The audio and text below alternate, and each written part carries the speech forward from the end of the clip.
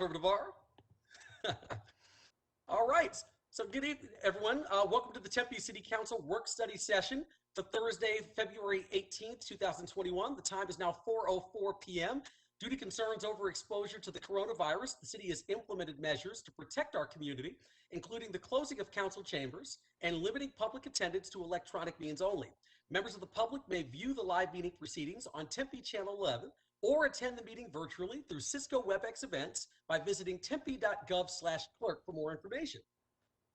The first item on the agenda is call to the audience for issue review session items. Audience members have up to 3 minutes to address the city council, but just wanted to make a quick statement before we get started. I understand we have several speaker/comment cards for the agenda item that relates to one specific project outlined in the proposed capital improvement project requests. Madam Clerk, I know I'm going to have you read those comment cards into the record, but I just want the public to know that this presentation from staff is just the introduction to the capital improvement projects, otherwise known as the CIP. At this time, the council nor the staff are going to be discussing specific projects. This is just the first of several times the CIP budget is going to be coming before the council. And I'd like to encourage everyone who submitted a comment card tonight for this agenda item to attend the budget forum on the 24th of February, which is right around the corner. I also believe that Ken Jones and Mark Day are going to be going over this process of budget approval during their presentation this evening. So with that said, I'm going to ask the clerk to go ahead and read the submitted speaker comment cards into the record. Mayor, we do have some public speakers I can call to the microphone first. Yes, we please. have Linda Knutson would be the first. All Linda, right. your microphone has been enabled. Go ahead. Okay, can you hear me? Yes, Linda, go for it. Great, thanks.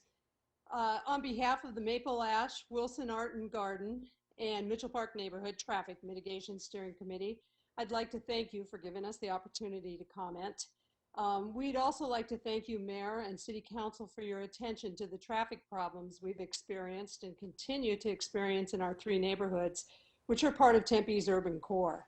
We've worked extensively with city staff and Y2K Engineering over the last 2 years to develop strategic solutions to the traffic issues in our neighborhood. Specifically, we've looked for ways to reduce speed and cut through motor vehicle traffic to improve safety and quality of life. And throughout this process, we've engaged with the neighborhoods through multiple avenues, including neighborhood workshops, surveys, one-on-one discussions, and Zoom meetings, as well as a developed project website. We look forward to continuing to work with the neighborhood and city staff to find specific solutions that fit our unique neighborhood needs. And we'd really like to thank you again for your commitment to protecting our neighborhoods. Thanks. Thank you so much, Ms. Knutson. Really appreciate it. Madam Clerk, who's up next? Next, we have Jason, and I apologize if I butcher his last name. It's Silberschlag. And just a moment, I'll have him on the microphone. Hello, everybody. How are you all today? I'm good, Jason. How are you? I'm good, thank you. Excellent. I appreciate the opportunity to be heard by the council and mayor today. I also am in full support of traffic mitigation in the Maple Ash neighborhood, as it is a great part of our neighborhood in our business. I have a few concerns about the process, and just wanted to mention that we really felt like we as the businesses, and I know it's not just us, but a lot of other businesses along University and Mill potentially, we're not part of the process from the beginning, and we're only brought in at the very end. So I feel personally like our concerns and thoughts were not heard by the neighborhood. And I think that it would be great if there was more conversation on the subject to help everybody get exactly what they need out of this plan. But I do support the idea of traffic mitigation. I just want to make sure that it is beneficial for all in the neighborhood, including the businesses. That was it. Thank you. Excellent. Thank you so much, Jason. Really appreciate it. Madam Clerk, any other speakers? No, now we'll move on to reading the cards that I have to read into the record. Okay. First comes from Vic Mathis, who's a resident of Tempe and Maple Ash neighborhood. Jason writes, or correction, Vic writes, my comments specifically pertain to Maple Ash, Wilson Art and Garden, and Mitchell Park Neighborhood Association's Traffic CIP project on page 374 in the agenda packet or page 230 in the CIP packet. I live on the corner of 9th Street and Ash Avenue, and this work study group is proposing a diverter right on the intersection of 9th Street and Ash Avenue. If you come into Ash, as I normally do from University, that would be going south. This diverter will only let you make a right-hand turn. If this diverter passes, my house is on the northeast corner, so I can't make a left turn into my own driveway. That upsets me, number one. Number two, this is a safety hazard. If there is a fire or other emergency in my home or my neighbor's homes to the south, the fire truck or emergency response vehicle is not going to make a straight through or a left turn, only a right. A worst-case scenario would be maybe a train is coming down the railroad tracks between Farmer and Ash, and if the fire truck or emergency response vehicle makes the right turn, it gets stuck at the railroad tracks. That's a scenario that really bugs me. Also, how are the garbage trucks, etc., supposed to get into the neighborhood? Whoever did the study is right on target about the traffic in the immediate area. There is definitely a problem about the traffic cutting through the neighborhood. There's traffic coming off Mill Avenue North, cutting through the neighborhood to avoid the busy intersection at Mill and University between 4 and 5 p.m. every day. Come up with a better solution instead of a diverter. A suggestion would be to install a sign at 9th and Mill stating local traffic only, or something to that effect. Go back to the drawing board for the people who live around here. I am totally against the diverter. You're inconveniencing the neighbors who live here. I'm worried about fire trucks, police vehicles, and garbage trucks getting into the neighborhood because it's a right turn only. I'm not the only one who's upset about this. Other neighbors are too. Feel free to come down here to see for yourself. The diverter is not the answer. Next item comes from Jeremy Arcules, also a resident of Maple Ash neighborhood. Jeremy writes, this program affects my day-to-day life, so I am against the funding/support of this program. I believe this program will adversely affect the neighborhood, leaving us with the burden to bear, as we will not have the ability to flow freely with street closures and traffic diverters.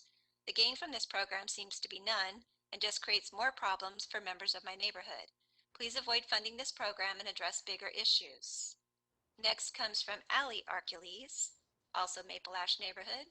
I live in a community near where this program will affect. This program will cause pains on my community due to the fact that it will constrain the ebb and flow from its traffic closures and signage. I do not believe this program will help mitigate traffic and help control the larger issue of poor city design. It's not even solely for my neighbors or myself. ASU is expanding, and the supposed solutions to the traffic problem is programs like this, but this program will only exasperate the problem down the line by creating more issues for expansion. Thank you for listening to my thoughts and concerns. Next, Victoria Arcules. She writes, I am against any further funding of Maple Ash traffic mitigation plan. I own a home and live at 934 Certain Street. My sister owns a home and lives nearby. The traffic mitigation testing involves street closures and a diverter at my intersection that will negatively affect our home's value and our enjoyment of our neighborhood. Although we live down and own homes in the community, we were not made aware what the chairs of our neighborhood association were doing until recently. We certainly were not aware that a key component of Maple Ash Wilson traffic mitigation plan includes a street closure on Ash and Maple and a traffic diverter at the intersection of 9th and Ash. Next item comes Patricia St. Vincent, also of Maple Ash. I'm against any funding for traffic mitigation study testing for Maple Ash Wilson Arts neighborhood. I live in the corner of 9th and Ash, and every property owner here is against the proposed traffic diverter and street closures. I am disappointed at how surveys and studies were manipulated by a select few who think they know what is best while using their skills to obtain goals while disregarding the majority of us who will be negatively impacted. Next comes from Seth Tonge, also of Maple Ash. We are longtime residents and homeowners at Maple Avenue at the cross-section of 11th and Maple. Our kids, along with other kids in the neighborhood, often play, cross the streets, ride their bikes, and walk and run. Drivers have been using Maple and Ash to bypass the Mill Avenue traffic. At our intersection alone, we have witnessed 2 accidents last 2 years, one of which completely took out the tree and went over the sidewalk at high speed. The car was totaled, airbags were deployed, and Tempe PD must have records of these on file. Roundabouts in the neighborhood are ineffective in slowing these drivers, and they often violate rules trying to go faster than they could otherwise if they were on Mill. This is a serious issue and needs your immediate attention. I am afraid that one of the residents or our kids will be hurt badly, and here's now the safety of young or old souls rest in your hands. This message serves as an early warning, and I hope that the City Council will ensure the safety of our neighborhood over drivers who are only trying to get to their final destination 20 seconds earlier. Next item comes from Matthew Conway, also of the neighborhood. I've lived in the Maple Hash neighborhood for 23 years, purchased my home in 1998. I fully support the neighborhood traffic calming mitigation plan. Over the years, I observed the traffic conditions in the area worsen as more cars travel these streets, many times at an unsafe speed. More and more children are living in the area. The traffic issue is a safety issue and needs to be addressed. The plan provides the data needed for the council to make an informed decision. Given the amount of change occurring in the Tempe downtown area, it's unclear to me how anyone could think that the traffic situation is going to improve without some form of mitigation efforts. Thank you. Next comes from Mark Klett. Mark writes, I've been a resident of the Maple Ash neighborhood for over 30 years. The cut-through traffic is getting worse and endangers our safety. There is little regard for stop signs or speed limits. I fully support the plan for traffic mitigation. Audra Garbinski writes, my family and I have owned our home on Maple for 15 years. One of the best things about our neighborhood is the ability to walk to many places. Each and every year we continue to see more traffic and at a higher unsafe speed zooming down our street. We have a wonderful large front yard with grass that we are hesitant to let our kids play on due to what feels dangerous right outside of our home. During busy parts of the day, it's difficult to even back out of our driveway safely without many cars with Uber and Lyft stickers cutting us off due to the fact that our street is a major cut-through. I fully support implementing traffic mitigation plan as recommended in the traffic safety study. David Arcules writes, I am against the funding for Maple Ash Wilson Arts traffic mitigation testing item. I have a public records request that has not been fulfilled regarding the individual survey replies that support this funding request. Since council is voting on spending public monies based on responses, my request should be fulfilled prior to any funding. I have learned that a key component to the traffic mitigation testing involves closing public streets and diverting traffic at 9th and Ash. This is equivalent of a human being losing an essential artery to the heart. They may die a month later or a year later, but they certainly will die earlier. Since the traffic mitigation testing involves cutting traffic to Casey Moore's Oyster House, I ask that it not be funded. Thomas Allen writes, I have reviewed the traffic mitigation study and I'm in full support of it. I believe it's imperative that City Council members do all that is in their power to control the traffic through our neighborhoods, which have been caused by development that it has approved. While traffic has subsided during the pandemic, it will increase and be an ongoing problem that needs to be addressed now. Duty now for the future. Sarah Gutierrez writes, we are longtime residents of the Maple Ash neighborhood. Traffic continues to increase in our neighborhood as building in Tempe increases. Speeding through the neighborhood is common and increasing. We definitely need the traffic mitigation measures proposed to protect our children, our pets, and our peaceful neighborhood. Mayor, that closes out the public input. Thank you, Madam Clerk. Really appreciate it. All right. Next up is item 2. Actually, I should call the, actually, we already did that. So item 2, actually, issue review session items, which is 2A, municipal operations yards alternatives analysis. Madam Speaker, any comment card, Madam Clerk, any comment cards on this?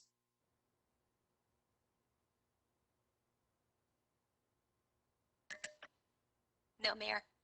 Okay. All right, I'm going to go ahead and call upon either Julian Dresang or Greg Kent.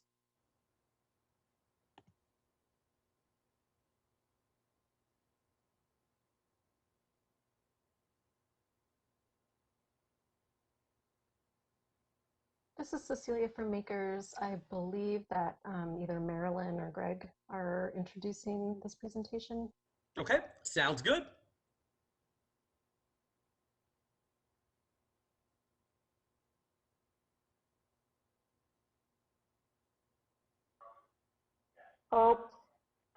Okay, here we go. Yep. Sorry for the delay. You know, it's really hard without Alex Chin, isn't it? I was like, Marilyn, you're always leaving me hanging. No, it's Yeah. the clerk. It takes me a while to get everybody up there. No worries, all good. I know. Let's give Alex a raise. Okay. So I apologize for the delay. So good evening, Mayor and Council. I'm Marilyn DeRosa, as you know, your Engineering and Transportation Director. We've been working the last several months on an analysis of the operations at the city's various municipal yards and the potential best uses of those existing properties. Our consultant team, Makers Architecture and Urban Design, is here tonight to walk us through the alternatives analysis to date. We've worked closely with all our internal stakeholders and partners, including fleet, solid waste, economic development, police, transportation, facilities, IT, parks, budget, and finance. Greg Kent has been the city's project manager. And tonight you'll hear from Julie Bassick and Cecilia Roussel from Makers. In the next several slides, we'll present the results of these 4 questions. Number 1, what are all the existing municipal operations in the Rio Salado corridor, and what are their current and future space needs? Number 2, what are all the existing spaces we have available in that corridor, and what are their best potential uses?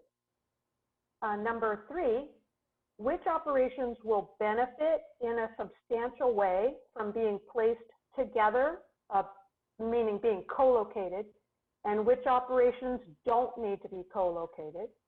And then number 4, where should we consider placing all of these operations, given all that information, and in what combinations, at our existing properties or somewhere else? So when we get to the end of the presentation, we'll be asking for your feedback and for your support to further refine what we are going to recommend as the alternatives. So if you have any questions, let us know. Thank you for your attention, and I will turn it over to Julie. Thank you, Marilyn. We are pleased to be here to present our findings to date on your Municipal Operations Sites Master Plan project.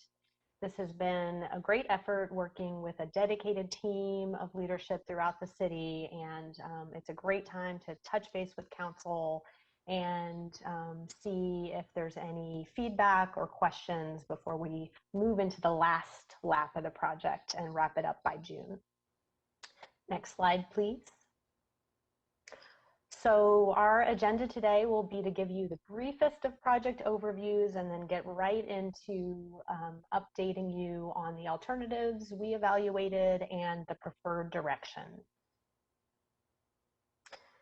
This is under Tempe's Sustainable Growth and Development Performance Measure.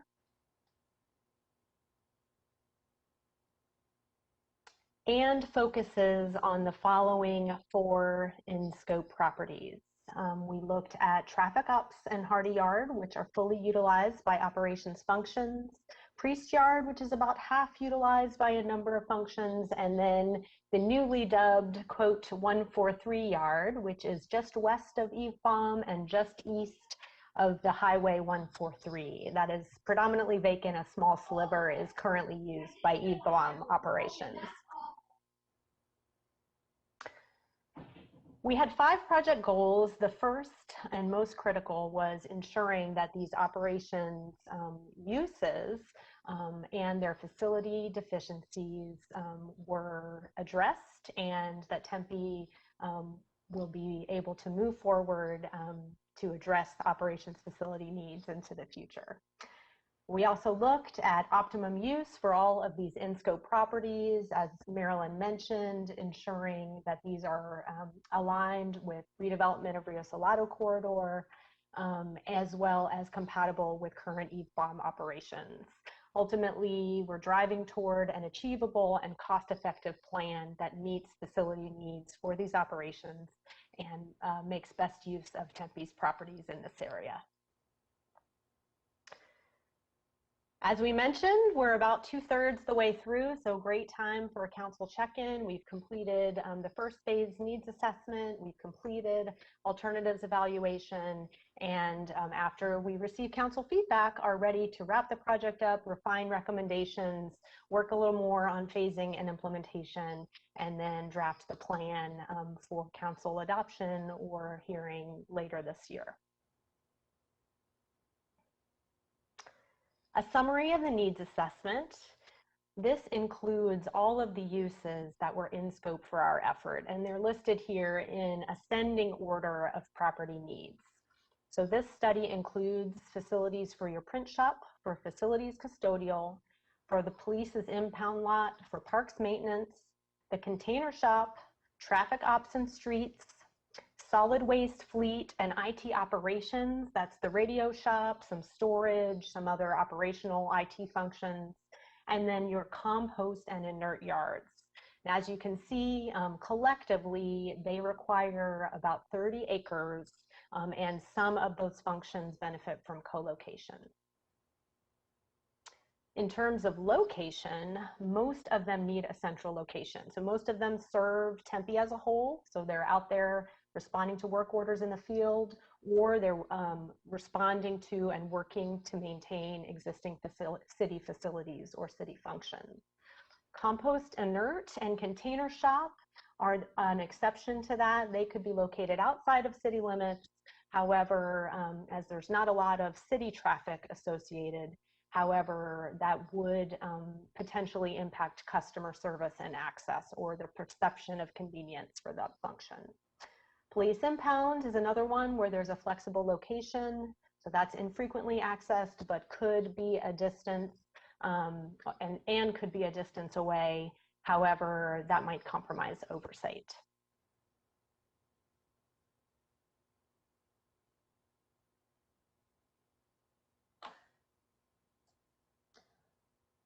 So we analyze city property and property acquisition opportunities to identify recommended location or locations for operations. Apologies, it took a while for my video to come up. We worked with a broker to evaluate the probable costs and feasibility for acquisition for all of the different functional groups in municipal operations, and concluded that the city will likely need to use at least one of its large operations properties to support the largest functions requiring a central location. The next few slides summarize our analysis of city property opportunities, starting with Priest Yard. So Priest Yard is a very large site and can accommodate all municipal operations functional needs. However, it requires costly remediation in order to be redeveloped.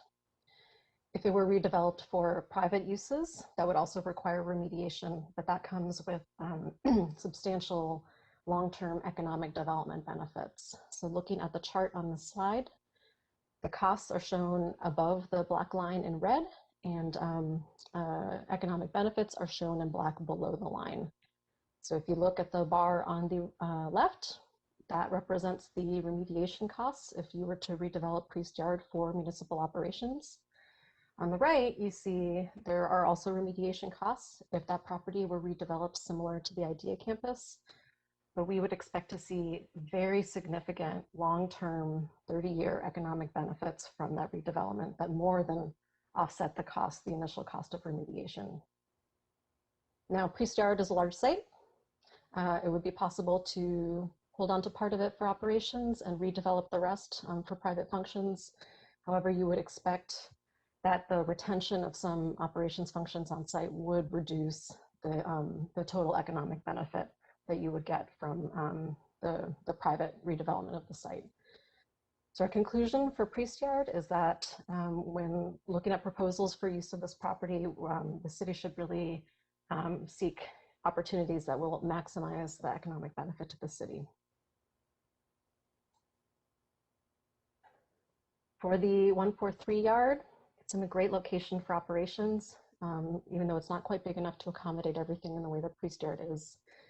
it's a little bit off the beaten path of the Rio Salado corridor, so you wouldn't expect to see the same level of economic benefit that Priest Yard offers if it were redeveloped. So it is it's a great opportunity to use this property for most of your municipal operations functions.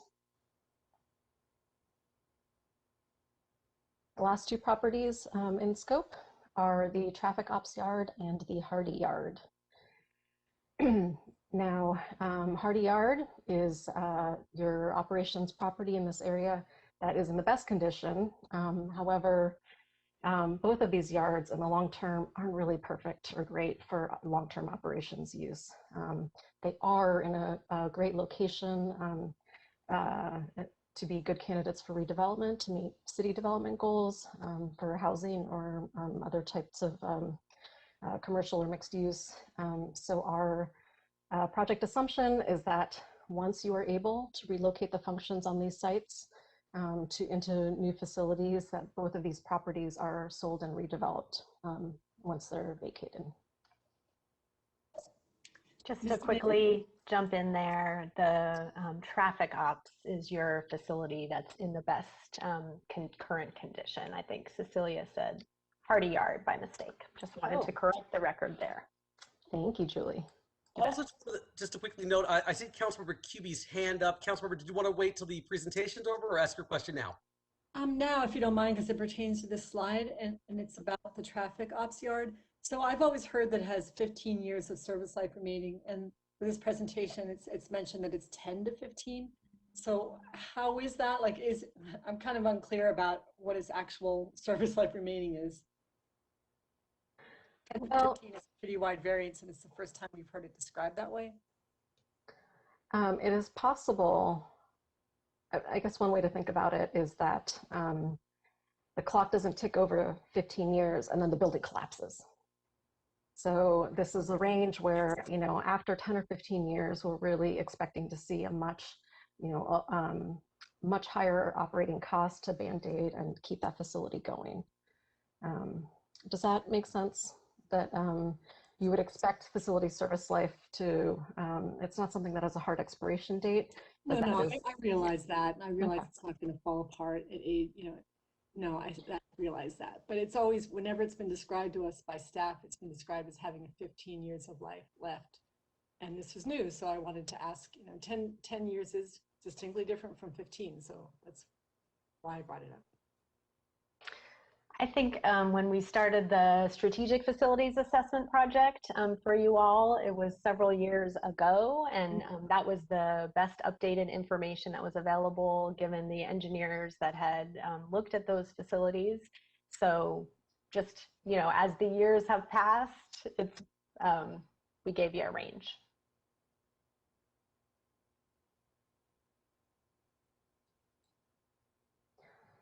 Mayor, I appreciate you calling Councilmember Kuby's comment to my attention because I cannot see the hands up from my screen. So please do not hesitate to interrupt me in the future. I am here to help. So based on our assessment of property opportunities, we looked at 4 alternatives which explored several permutations of using the 143 yard and Priest yards to meet operations needs. And the recommended alternative that rose to the top in our analysis is summarized in the boxes on the left of this slide. So it, in broad strokes, focus on the 143 yard and develop that as your headquarters for your big space-intensive crew operations that need a central location. So your solid waste and fleet shop and IT operations, container shop, traffic ops and streets, and park maintenance. This alternative also recommends buying property to relocate your compost and inert materials yard, which allows you to then sell the entire Priest yard and redevelop it. So you get the maximum economic development potential of that great piece of property in a great location in the Rio Salado corridor. So that, that configuration, that was the best performing alternative, both in terms of cost performance. It's easy to phase and it supports operations well. but some considerations do remain with this particular recommendation. So with compost relocation, you do need to find the land. And as Julie mentioned earlier, it may have some operational or customer service impacts depending on where that property is located.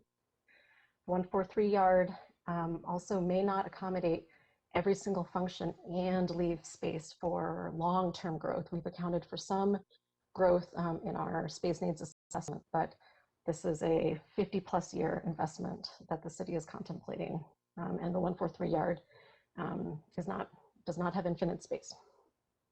So the remainder of this presentation focuses on what we've been calling the subalternative analysis for functions where other viable locations may exist, such as the functions listed in the TBD box. So facilities and custodial and the print shop and the police impound lot. So the subalternatives analysis looks at other options to further refine and improve the performance of this kind of core recommendation of a 143 yard headquarters, to improve the performance of that option.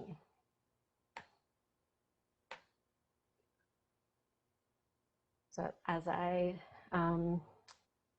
just stated, so the subalternatives are focused on really the park maintenance function, traffic ops and streets, facilities and custodial, print shop, and the police impound lot. So we're looking at options that either help preserve space at 143 yard for growth or help reduce overall project cost. For most functions, this means looking at options for buying and renovating a warehouse instead of building new construction. In the case of police impound, that police impound is primarily just a surface parking yard storage type function. So there we're looking at opportunities to use priest yard or purchase land.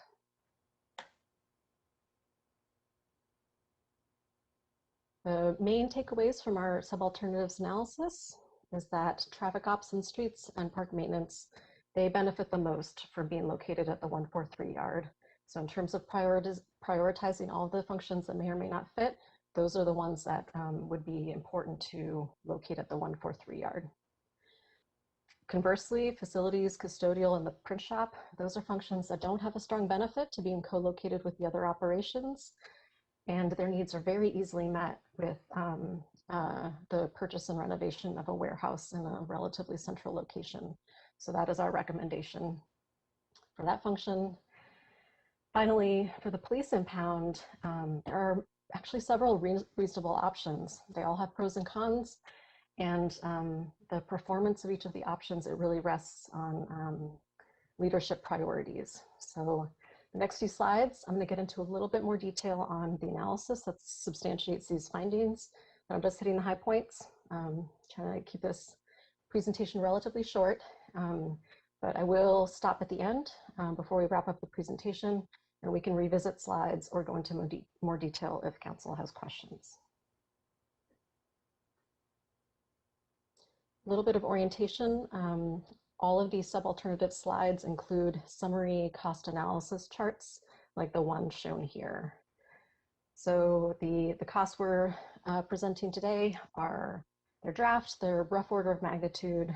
They're really intended to highlight the differences between the options just to facilitate decision making. So when we revisit and refine, these costs are likely to change, but this is really to help contrast options. We're showing costs in two ways for each option. So the dark blue bar for each option represents the kind of the upfront cost, the net implementation cost. And then the light blue bar shows the 30-year cost to the city of each option. So for facilities and custodial, as I mentioned before, not a lot of co-location benefit to having them at the 143 yard. It will be very straightforward to find a property that will meet their needs very well at about half of the implementation cost of building new construction at the 143 yard. So that is our recommendation. Buy a warehouse, get them set up and ready to go. For park maintenance, there is a co-location benefit to locating at the 143 yard, but buying a warehouse is a reasonable alternative option. We suggest monitoring the market for warehouse acquisition. So it's an especially attractive option in two cases. So the first is if a property becomes available that allows the city to jump and address park needs quickly than they would otherwise because of the lower cost to implement, right? The upfront cost is much lower with renovating a warehouse. The second case where you would want to consider it is if buying a warehouse for park maintenance makes it easier or quicker to vacate hardy for redevelopment. So if you're achieving a secondary city goal. Otherwise, 143 Yard is really, from an operations perspective, that would be the ideal location for park maintenance. For traffic ops and streets, we are again looking at either the comparing the 143 Yard to the option of renovating a warehouse. But here we have added an additional consideration of implementation timing, because we understand that the city may have near-term opportunities to vacate the site for redevelopment. So we wanted to look at if you're vacating the site tomorrow or if you're vacating it in 10 or 15 years at the end of the facility's useful life. Of all of the functions we're looking at in the sub-alternatives, traffic ops and streets benefits the most from being located at the 143 Yard because of co-location with fueling and with fleet maintenance in particular. Now, whether you do that in 2025 or 2035, there are some cost differences between those options, but the major consideration when contemplating whether the smart thing to do is to move now or wait until those facilities are really kaput is actually not shown on the chart. And that major consideration is if the city moves to build the new traffic ops and streets facilities as soon as you can, you would need to use somewhere between 11 and 16 million to build those new facilities. And that money might be better used to meet more urgent needs, like a new fleet shop. Certainly that's a more urgent need, or potentially some other non-operations needs that the city is also contemplating. So the recommendation, just from the operations perspective, is definitely locate traffic ops and streets at the 143 Yard, but try and address your other more urgent needs first and wait until the end of traffic ops useful life, somewhere around 2035. Now, that said, there may be very good reasons for the city to want to pursue selling the traffic ops site earlier, such as a great opportunity to build workforce housing, in which case you really want to think about the implementation timing and what other solutions are available on the market in order to develop or make a decision about your path forward. So if you're trying to make a move tomorrow, if you want to vacate the traffic ops site tomorrow, then a warehouse renovation is actually a really smart choice because it allows you to meet traffic ops needs at a relatively low cost, so you're not competing too much with other near-term priorities, and then you're vacating the site that you want to redevelop. If the time frame that you're looking to make a move is closer to 8 or 10 years from now, then it starts to make more sense to go ahead and build the ideal facilities for traffic ops and streets at the 143 Yard.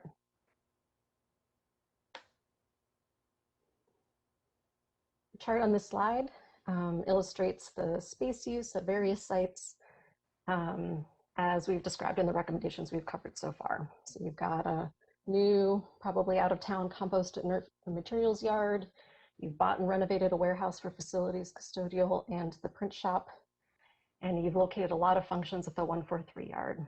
So the only remaining space at the 143 Yard is that little gray bar on the third item down. And we have yet to find a place for the impound lot. So you can see there's not really enough room for the impound lot at the 143 Yard.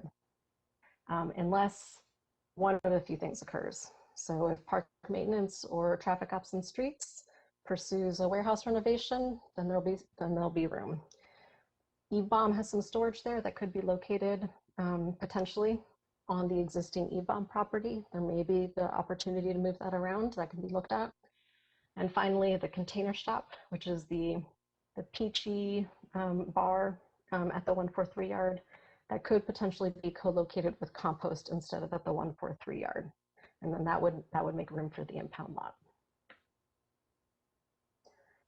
So When we look at all the options we looked at for police impound, the 143 yard, you will probably have to relocate some other functions, but it is great from a security perspective.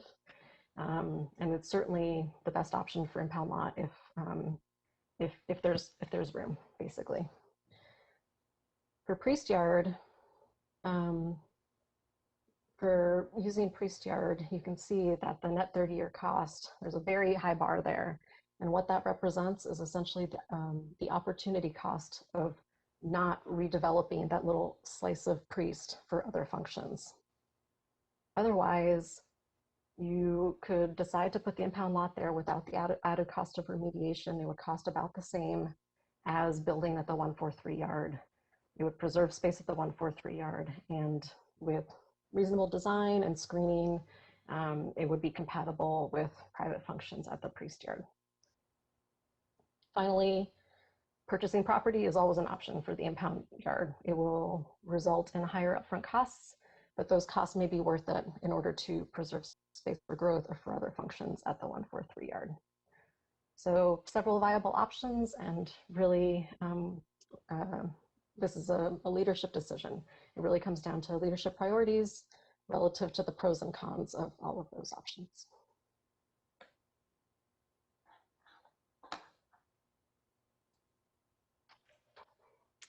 Okay, so I get the pleasure of wrapping this up. In summary, we are recommending that your core headquarters operations functions are located at the 143 yard.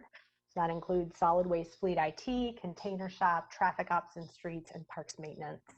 We're recommending the city search for a reasonably located out-of-town site for compost and inert material, and that you purchase and renovate a warehouse for facilities, custodial, and the print shop. We look to city leaders, yourselves, and other leadership to give us advice on preferred location for the police impound lot. And finally, our next steps for the project are to hear your feedback today, refine our phasing and implementation and any tweaks to recommendations that are required, wrap this up in a document that will hopefully guide the city as you implement these recommendations and address these issues. We'd love to take questions and hear your feedback. So thank you for your presentation, Julie and Cecilia. So for council, the report's going to be like a decision tree or a matrix, and we can you'll be able to identify places on the matrix that are, if they're really important to you, then that'll help lead to other decisions. If there's an outcome you'd like to avoid, then you know early what decisions to make to avoid, or vice versa. So we're trying to build in as much flexibility as possible in the recommendations. So with that, Mayor and Council, we're available to answer any questions. Great. Thank you, Marilyn. Thank you, Julie. Thank you, Cecilia. I see Councilmember Adams. Yes, thank you, Mr. Mayor. I just have a quick question about the warehouse costs. You had mentioned that we could do a warehouse, and I just kind of wanted to get estimated costs from you. Yeah. Thank you, Councilmember Adams. A warehouse cost specific to traffic operations, or there's also we recommended about facilities and IT and the print shop moving to a new warehouse. I would like both, please. Oh, I think at this point we're talking about, depending on the condition of a purchase, something between. Oh, I know the numbers. You know, you might help me, Cecilia. I know the numbers for a brand new facility is 11 to 16 million, and I don't think that included land costs. So I think it's going to be, Cecilia, do you have an idea at this point? We do. We do have estimates there. And I think another point to make here is that because we don't have a specific property with specific issues identified, for the purposes of this analysis, we assumed a reasonable condition facility where you would have to do some systems improvements and you would have to do a TI, but we assume that the facility is in reasonable condition. So for facilities, custodial, and the print shop, for renovation and acquisition, we're looking at a range of 4.2 to 5.4 for facilities, custodial, and print shop. And then for traffic ops and streets, I apologize, I do not have that in front of me, but I'm happy to follow up with that.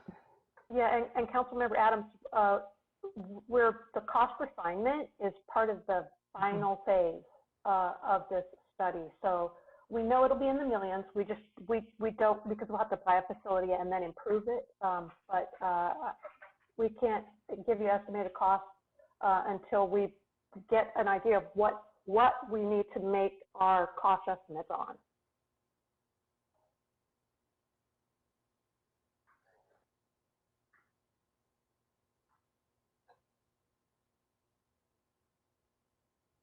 Okay, Councilmember, does that answer your questions or?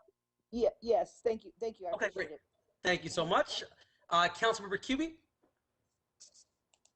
Thank you, Julie, sorry, and Cecilia. So appreciate the presentation and be able to visualize this. I have a question though about park maintenance and operations. Where do we currently house those functions? Park maintenance has citywide functions. So they have a number of locations at golf courses, at the South Kiwanis Maintenance Yard. The facilities that are, or the functions that are within the scope of this project are located at Hardy Yard and at Priest Yard. So there's the North Parks maintenance, there's the downtown parks maintenance group, and then there's the asset management group, which serves citywide. Does that answer your question? Yeah, this is more equipment that isn't necessarily used as often, I imagine, because it being at Hardy, it's not centrally located. Our parks obviously are all over the city. So this equipment is generally, it's not the equipment that's used sort of every day in the parks. Because my immediate intuition was to think, why would we want parks in the upper northwest corner? We want it centrally located, but I don't know, how all the equipment is currently ordered. So and Councilmember Curie, we're talking specifically about the Rio Salado corridor, right? It's our municipal operations that exist in the Rio Salado corridor. So right. there are other fleet services, there are other park services. It's the operation that's currently at Hardy, and that is not administrative, right? At Hardy, the operation there is equipment. So and we did, and I'll just say quickly, we have talked about the potential of parks moving, say, all of their operations down to Kiwanis, but that's not functional either. They do need to be more centrally located. It's easier for parks and it's more efficient if they've got more than one location. Sure. And I assume that Craig and the rest of the park staff see this as the best alternative to the 143 yard. So just wanted to hear a little more about that. So thank you. You answered my question. Thank you. Thank you, Councilmember Cubie. Councilmember Adams? So I have one follow-up question. I guess how I'm seeing this is it's going to be hard to make a decision if we don't know what all the numbers are. And that warehouse number of 16 million or 11 to 16 million seems really high for me. And Cecilia, it sounds like you had the number, but you just, you don't have it in front of you now. Could you send that to us when you find it? Happily, I can send you the placeholder numbers that we used as an assumption for the warehouse. The 11 to 16, that was new construction. Just to be clear, that would be new construction costs at the 143 yard. You would expect. So, yeah. And so, Marilyn talked about having a decision tree, and our intention with recommendations would be to outline there's probably a break-even point of where a warehouse renovation no longer is a good value for you if you have to pour a bunch of money into a building that isn't purpose-built. I'm not sure if that addresses some of your concerns there, but Well, I just want to be, I just want to be able to make a very informed decision, and I'm going to need more information than, and I'm sure you'll find it. So no problem. Thank you very much. Thank you, Councilmember Adams. Any other council members, any comments or questions?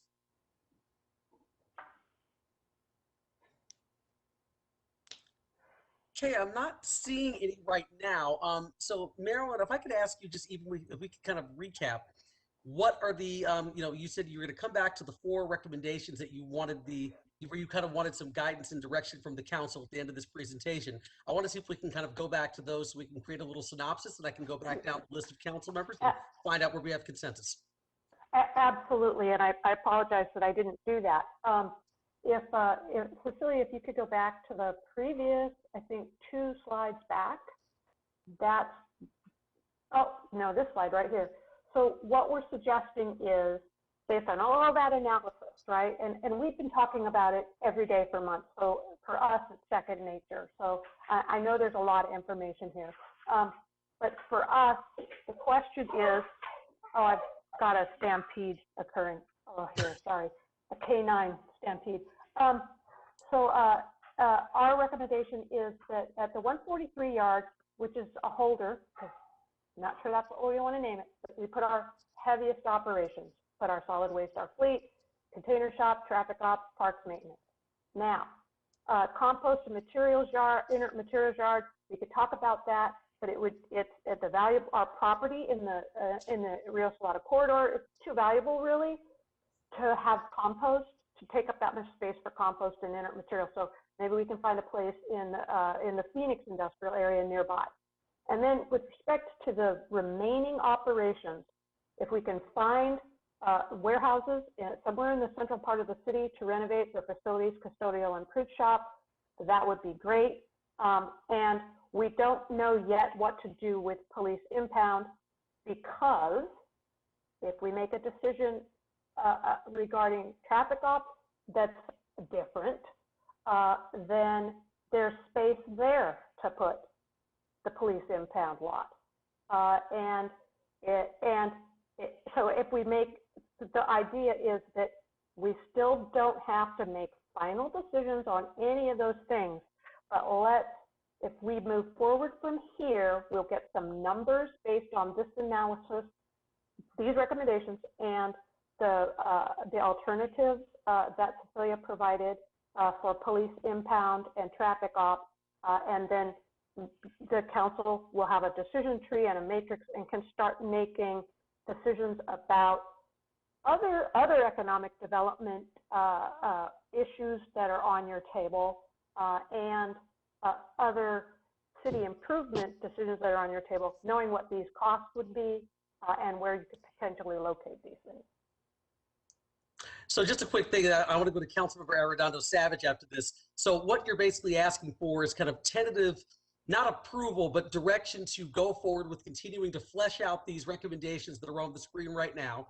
Going back to what Councilmember Adams said, you could then come back with much more kind of specifics regarding the actual cost, because the council does want to make sure that we understand how much money we're actually spending when it comes to any of these options. And from there, we could actually make a hard decision about which ones we want to move forward with. Mayor, that's a perfect summary, because right now we don't have any costs attached to this. It's just, this is based on criteria that don't necessarily include costs. Okay, thank you. Councilmember Arredondo Savage? Hey, thanks, Marilyn. I don't know. I'm getting them all mixed up. It might have been that stampede that came through. I just can't handle it, but I appreciate it. Just something really quick, and I'll just give you my thoughts. I wasn't prepared to, but I'm totally comfortable with where you guys have been going. I think that you've been pretty thorough in regards to your research, trying to figure out what's best, and especially like what parts we want to ensure that we keep within our city boundaries, which to me is really important, that we keep as many personnel within our city boundaries as possible. I think that's really important. I want to make sure we do that. And I really want to talk a little bit more, Marilyn, at some point about the compost yard. I think I brought this up a while ago, and I just kind of want to ensure, I know it takes up a lot more space, and a lot of time and energy. So I really like to just see our return on investment on that. If we can just maybe have that conversation, you know, before we make some solid decisions, and thinking about, you know, maybe it's time to partner with somebody else. Is this something that we want to continue to carry on to do? It's a really great, nice thing that we're able to do it, which is, you know, been really good. But, you know, times are different a little bit now. So it would be good to just reevaluate and make sure that that is something that still remains a high priority for the council. And I think for us to be able to do that would just be good to get some of that information if that's possible. But other than that, I think you guys have done a good job, and I'm comfortable with us moving forward. Thank you, Mayor. Thank you, Councilmember Arredondo Savage. Councilmember Garland. Hi, thank you, Mayor. Marilyn and Cecilia, I think this report was amazing. All the detail that you had in there. I really appreciate all of the stuff that you prepared for us, especially the maps, because I'm visual and it helps. But with the presentation and what you guys have talked about tonight, I am completely supportive of your recommendations that you have on this slide 27 and moving forward to get us more detailed information and money that are going to be attached, or dollars that will be attached to this. I'm comfortable with you going with what's on here and bringing the rest of the information to us at another time. So thank you very much. Thank you, council member. Thank you, Councilmember Garland. Councilmember Adams. I'm just thinking out loud, but I'm really not comfortable going forward right now until we have a little bit more details as far as the financials. Well, I'm thinking, Councilmember Adams, I think what they're going to try to do is they're going to try to come back, whatever, if we're comfortable generally with the 4 recommendations on the page here, they would then kind of come back, whatever, with kind of more details surrounding the financials, how much it would cost for each one of these 4 options. And then the council could actually make the decision whether or not we want to move forward with all 4 or just certain ones. But I agree with you. I mean, I think I just, you know, just sort of general direction to have them go forward and at least kind of fully vet these things and bring us back some hard numbers. Would you be okay with that? Yes, I'd be great with that. Thank you, Mayor Woods. I appreciate it. Sounds good. No, thank you, Councilmember. Absolutely. The numbers are very critical here. Yes. Councilmember Cubie? Thank you, Mr. Mayor. Yeah, I certainly approve of going forward. As far as the police impound lot, I don't really have much to say, and I would just expect that PD and upper administration will weigh in on that decision. So I don't feel the need to weigh in myself. I don't have the expertise there. Regarding the composting, I was wondering whether there might be an opportunity to consider relocating composting to Sing Meadows. And we know that Ken Sing is kind of legendary for his knowledge of the composting process and cooking the compost properly. And I wonder if that's an opportunity to look at that location for composting.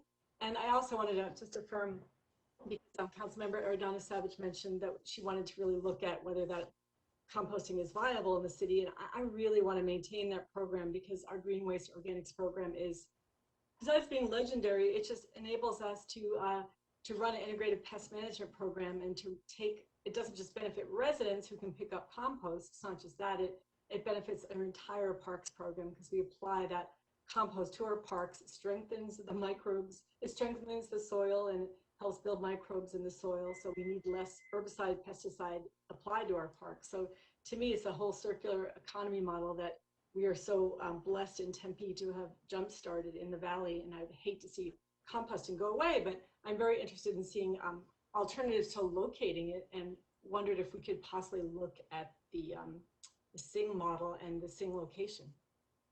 So thank you, Mr. Mayor. Thank you, Councilmember Cubia. I think that working with Terry Picars, that we could certainly look for public-private partnerships or a number of alternatives. That sounds good. Thank you, Marilyn. Any other council members, any comments or questions? And if there are none, you know, I think the direction here is to go forward with looking at all 4 of these recommendations. You know, the general direction is obviously, you know, seems good. And obviously I know a lot of work has gone into this. So Marilyn, thank you very much. And, you know, Cecilia and Julie, but can we just, but let's make sure we come back, whatever, with some kind of further numbers around this, just to make sure that we know exactly what we're actually going to spend on any of these recommendations, and the council could accept, you know, all of them or some of them.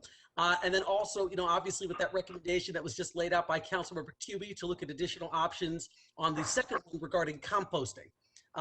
Is that okay with council? If everything's okay, I would just say Say nothing and we're good.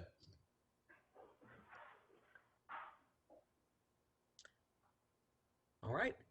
Hearing nothing, Marilyn, is that enough direction to go forward with? That's great, Mayor. Thank you so much, and council. And if you have any questions about any of this, please feel free to ask. And so, and great, so Marilyn, I guess we could just sort of work whatever from to come back at some point. I don't know, at a date when you're comfortable, when you actually have some hard kind of financials around those. That'd be perfect to do. Yeah, Mayor, I'll work with Andrew to decide what's the best forum and how soon. Perfect. Excellent. That sounds great. All right. Thank you. Thank you so much. Thank you. All right. All right, next up here is item 2B, which is the Park Safety Program follow-up, and I'm going to call upon Stephen Methvin to start that conversation. Thank you, Mayor Woods, and good evening, council members. For our viewers, my name is Stephen Methvin. I serve as the Deputy City Manager. Tonight, you will see and hear a presentation on park safety. There are 6 strategies that have been developed by a cross-section of our city staff from several departments and offices, including Human Services, Community Services, our Police Department, and our Community and Media Relations team. Tonight, you will hear from experts in their fields about ways to provide services to our unsheltered residents and a means to ensure our parks and open spaces can be used by everyone. The team is eager to hear your feedback. Once we have your thoughts, those strategies that have council consensus will move forward to the city manager's recommended budget for council consideration in April. Concurrently, staff has already started work to develop a larger report on the state of housing and shelter in Tempe. That report will serve as a communication tool to share the roadmap for growing affordability and workforce housing opportunities in the city, and share all the many ways the city continues to contribute serving our most vulnerable residents. We are proud of the work that Naomi Farrell, our Director of Human Services, Chief Jeff Glover of PD, and the entire team has put into these recommendations, and we look forward to hearing your feedback.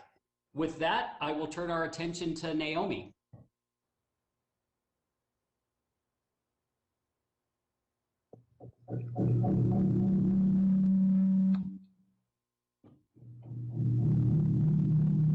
With a little dramatic sound in the back. I don't know if everyone's hearing that, but that's fine. I was going to say, I feel like we're like an intro to Star Wars or some kind of 70s horror flick. So. I'm sorry, I also just realized I didn't start my video. Naomi, are you there? I see her name in the list of participants, but she's muted.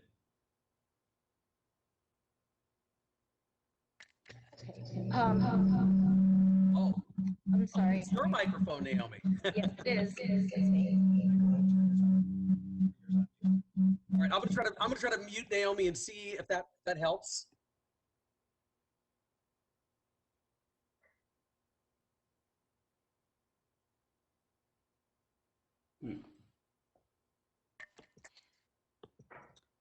Naomi, this is Carla. If you're in on more than one device, or if there's more than one person in the room on multiple devices, you'll have to mute one of them.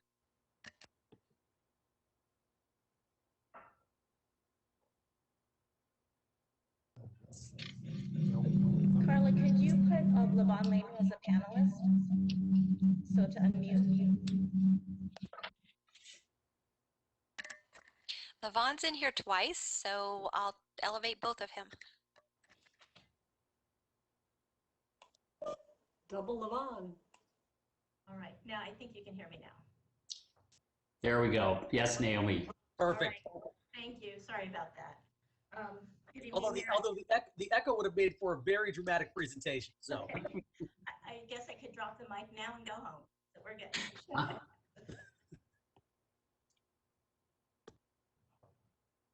Oh, we also need access for the PowerPoint or Levon, sorry. Okay, which Levon? He's in here twice, and I can only make one person presenter. So I'll try the first one. Can you tell which one's the Surface, Carla? Sorry. No, That's the one. That's it. That's the one. this one? Okay, good guess. All right. Again, my apologies.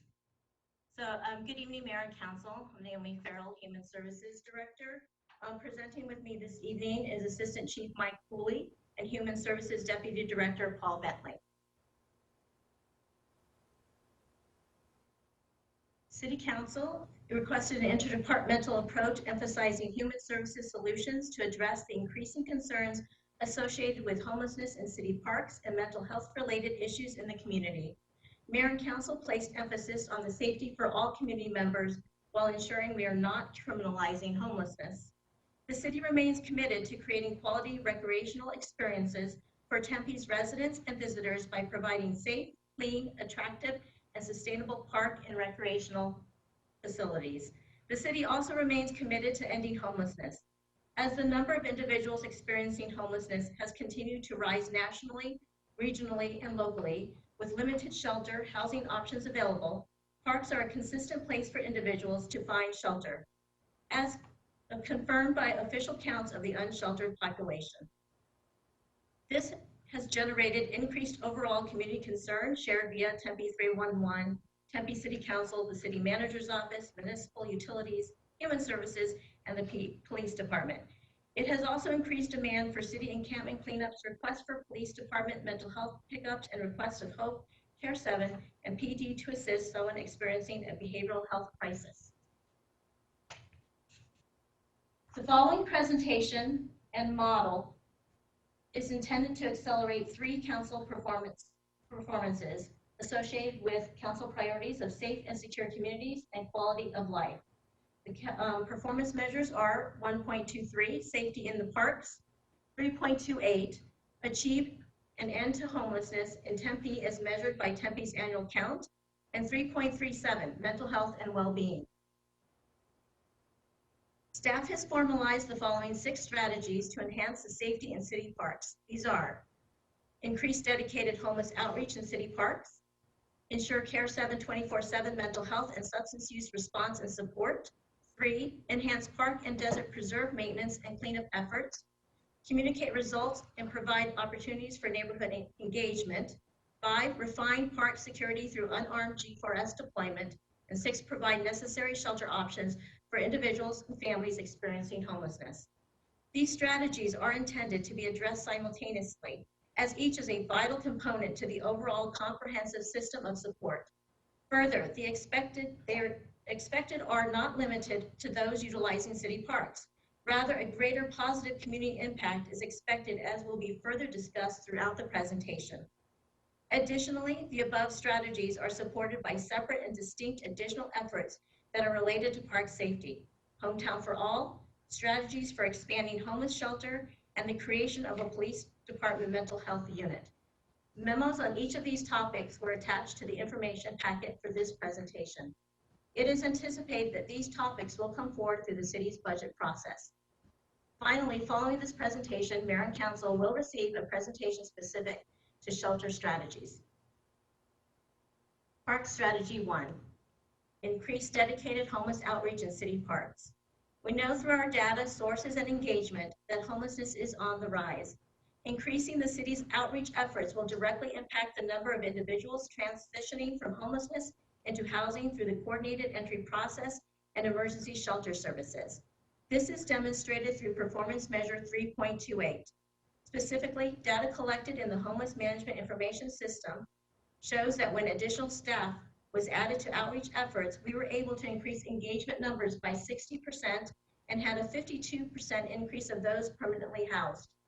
To expand on our successes and place emphasis on our city parks, we recommend increasing the homeless outreach team, HOPE, by 5 positions, equating to 4 outreach specialists and 1 coordinator, all dedicated to serving individuals and families in our parks. All current and future outreach specialists are certified behavioral health technicians. These resources will expand the city's outreach through weekend coverage and expanded hours throughout the week. This expansion will also support the entirety of HOPE outreach specialists to strategically focus on other priorities in the city. Examples include greater emphasis will be placed on assisting with birth certificates, social security cards, photo IDs, and housing assessments. dedicated time to connect individuals with services and evaluate additional supports, including the ability to transport someone who needs detox, rehab, or shelter. Building productive relationships with concerned citizens by developing trust and rapport with the neighborhoods surrounding parks. Creating opportunities for education and connection. Serving as a point of contact for future reports of homelessness in parks versus residents compelled to contact the police for non-emergency purposes. Enhanced visible presence throughout the city with uniforms that clearly display Tempe outreach on the back of city shirts. This promotes the community and individuals experiencing homelessness to connect with hope and know when they are present to ask for assistance. Park Strategy 2, ensure 24/7 mental health and substance use response and support. The 2020 point in time count states over 25% of Maricopa County's unsheltered population report having a mental illness. Over 29% report having substance abuse challenges. While many communities around the nation are considering alternative social service options to assist these individuals in crisis, the Human Services Department already has a crisis response initiative in CARE 7 that utilizes a trauma-informed approach to crisis response. CARE 7 has operated for over 20 years, and the crisis response team, like the Eugene, Oregon CAHOOTS approach, is a key component of a non-criminalized pathway for addressing mental health and substance use issues in our community.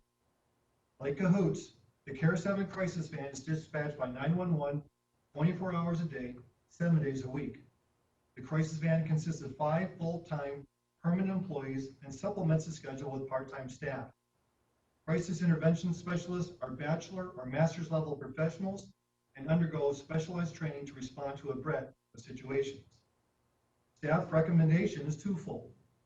Increase the crisis van staffing by 2 additional permanent full-time equivalents to meet the minimum scheduled needs of a 24-hour-a-day operation with permanent employees. This will address gaps in service staffing coverage due to illness, unforeseen issues, or during holidays, and ensure consistent and reliable service delivery. Additionally, staff recommends enhancing the current CARE 7 crisis response team structure. 4 additional crisis intervention specialist positions are required to establish a dedicated mental health response team. The primary service provided by the mental health response team is immediate de-escalation and stabilization of the situation and educating all about the resources and services available for treatment. Additional functions are as follows. First, provide mental health assistance and interventions for residents and connecting families to the entire system of human services. We can reduce the utilization of ancillary, high-cost emergency services. We can also prevent individuals and families from experiencing homelessness. Second, manage the mental health issues experienced by the homeless population in Tempe. Third, divert nonviolent mental health calls from a police response, thereby increasing patrol unit availability for more appropriate calls for service. Next, enhance a non-confrontational approach to pickup orders, working in partnership with police officers. CARE 7 social workers are specifically trained to stabilize and de-escalate situations, individuals, and families in which mental illness is a component. Finally, conduct follow-up for individuals experiencing homelessness and others in our community, exiting mental illness and substance use facilities. Park Strategy 3, enhance park and desert preserve maintenance and cleanup efforts. Increasing overall visibility in desert parks and preserves provides for safer environment. This is accomplished through proper vegetation maintenance, which deters encampments, provides visibility and safety for outreach and engagement of homeless individuals, and allows for further activation of the area. Multiple one-time funds have been received to initially address vegetation in many desert and riparian areas. To date, much has been accomplished with native species appropriately pruned to maximize visibility while preserving the natural form of desert and riparian areas, and the removal of non-native and invasive species has improved ground level visibility. However, recurring funding is necessary for ongoing semi-annual pruning that ensures these areas remain visible as well as safe, clean, and attractive. The recommendation is for increased operational funds and a dedicated desert park and preserve supervisor responsible for overseeing these areas and managing encampment cleanups and implementing a proactive park volunteer program. Increasing volunteer support and large-scale activation will provide important new life to these critical areas of Tempe's park and recreational system. Park Strategy 4, to communicate the initiative, engage neighborhoods and stakeholders, and solicit community feedback. These enhanced human services system options, if adopted, must be communicated well and often. We want our community members to know about the city's efforts, where to find more information, and how to voice their thoughts. The Communication and Media Relations Division's planning for these enhanced services combines promotional activities around an initial rollout, as well as ongoing strategies to inform and engage the community. Efforts are wide-ranging, with print and digital tactics and the option for paid advertising and social media boosts. Communications will be inclusive of Spanish language needs as appropriate. Target audiences for communication include Tempe residents, businesses, nonprofit providers and partners, and news media. Working with neighborhood services, we will also focus on park-adjacent neighborhoods and schools. The recommendation is for a full-time, permanent public information officer position, as well as budget for freelance videography and digital media support. Executing the communication and outreach related to this initiative, alongside increasing communication needs for human services and related COVID-19 recovery initiatives, continues to merit these staffing and freelance needs. Now for park strategy number 5. Over the past few years, we have seen the collaborative work between our Tempe police officers and the HOPE team, along with the additional layer of park security from G4S, which has provided an improved feeling of safety in city parks. To give some perspective, the city of Tempe conducted a 2-year pilot G4S park security program actively from roughly between 2018 and June 2020. We saw a huge success and feelings of safety in our park system began to trend upward.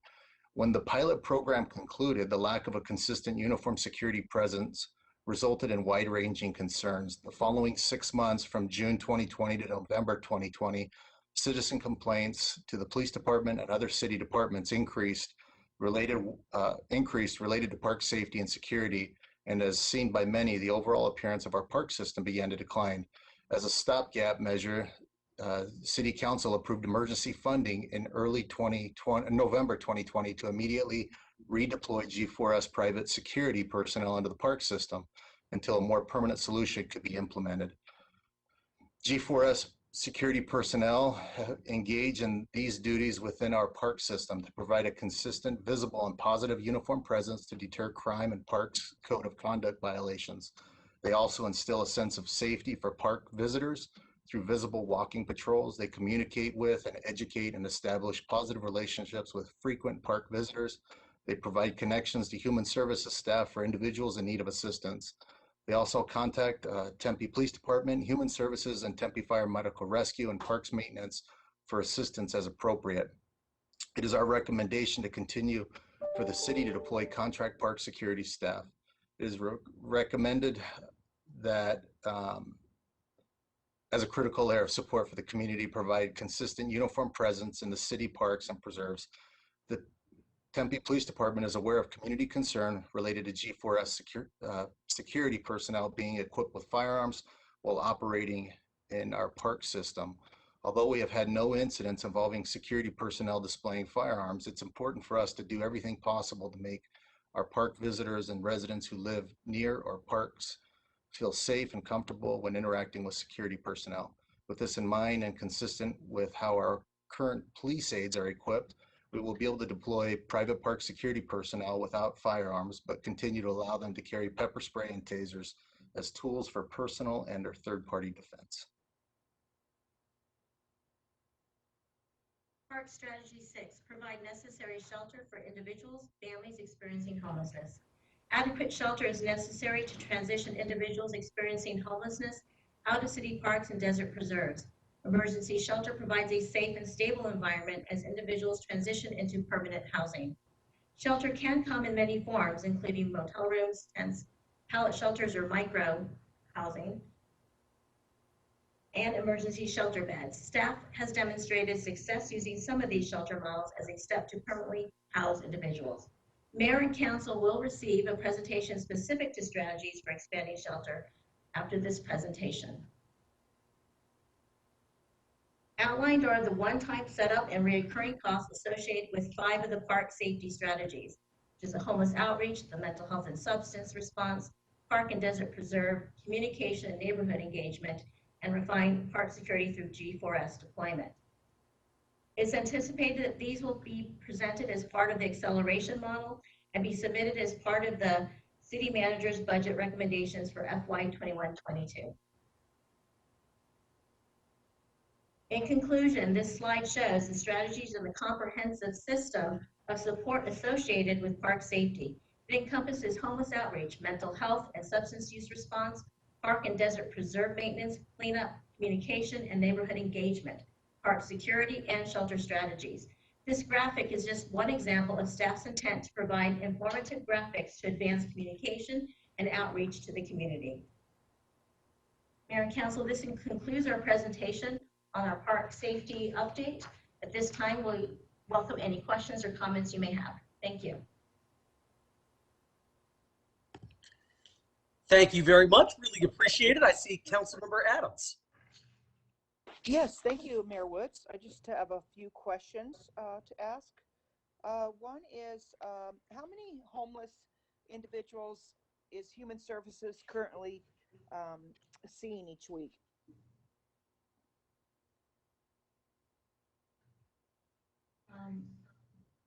We would not have the stats as far as we would have to go back and see each week.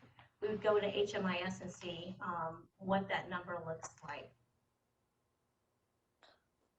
Because I'm very curious about that number as far as how we're doing. I'd like to know more about how we're doing now with the staffing that we have before adding a lot of positions.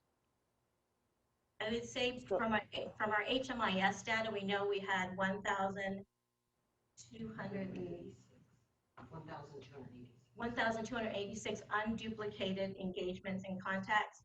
Out of that 1,286, we have housed 363 individuals. Currently with our use of our motel units as well, we've housed 30 individuals out of those emergency shelters. Oh, okay, is that that's not a week though, correct? No, it's not a week. Okay. I would say our HOPE team is out there 5 days a week, and their whole job is to engage and outreach and work with individuals that are interested in more wraparound services, supportive services, to move them into emergency shelter, transitional housing, and permanent supportive housing. Okay, good. Well, I was out at Aries Foundation on Tuesday night, and they had over 200 homeless people there. And I'm just wondering how we're doing to work with the Aries Foundation as far as those homeless and providing them with resources. So our HOPE outreach team does go out to the JC Park. We also work with the Aries Foundation. We have them providing a list of names to us so we can cross-reference them in our HMIS system, so we can reconnect them back to services if they are involved in with any other agencies. But we also work to do our VI SPDATs, provide documentation, licenses, social securities, again, working with them really to see if they're interested in those wraparound services and shelter, to then move them into some type of transitional or permanent housing. So we are actively engaged with the Aries Foundation and work very well with her in partnership. And then what about TCAA? Have you guys been working with them? Because I know they serve a lot of homeless, as far as just partnering with them on some of these issues? Yes, with TCAA, what we have done, partnered with them specifically to the Eye Help Shelter. Early on during the pandemic, we knew that the churches had some concerns as far as the cleaning of the churches because of the COVID. And so what we did, we partnered with them, and we went ahead and picked up the cost for the cleaning of those churches up until December. That was about $1,800 per month.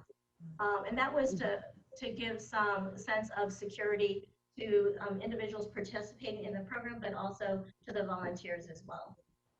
The other thing that we do with TCAA, we do talk with them regularly. TCAA is able to refer to our HOPE staff to any of our TBRA voucher programs. So that is in place. Just recently, I can tell you that we have finalized an agreement with TCAA. We had a conversation early on, probably a couple months ago, that they had some individuals in their iHelp shelter that were ready for to move out of iHelp into more of a rapid rehousing. We have since entered into agreement with them to offer access to one of our emergency shelters. That is in place, and we will actually be doing a tour with TCA of that unit next week, and hopefully placing one of their iHelp participants in that unit. Okay, This is Paul. Yeah, Bethany. go ahead, Paul.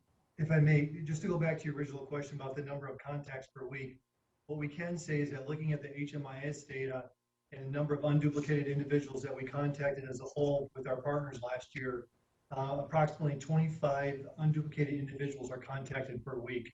Those are individuals that have chosen to be a part of solutions and assisting, working with others towards meeting their needs. That does not reflect the number of total contacts, though. Understanding it takes multiple contacts by our outreach folks to build partnerships, to build trust, for individuals to go ahead and make a decision to work with us in assistance. And so it's not the direct answer that you're looking for. We can go back and look for that specific answer, but for this evening, we can confidently state that as far as unduplicated individuals, on average, again, it's an average. So there's some variance, about 25 unduplicated new individuals are contacted per week. Thanks, Paul. I appreciate that clarification. I know that at Aries, when I'm out there, they have a lot of people that were on the street and were using drugs and alcohol and other things.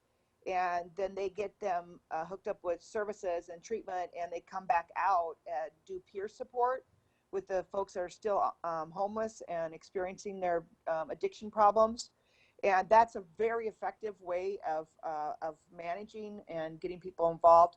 And I guess I would encourage us to look at providing more peer support and trying to get those resources going and partnering with Aries and TCAA and other agencies that are serving the homeless, and try to get those people that have gone through the addiction back out, instead of hiring new positions, but bring those people back in and have peer supports take a lot of that burden off, because statistics show very strongly that the homeless will listen to someone that's been there and done that much more than a clinical social worker. So, but I appreciate the presentation, excellent presentation.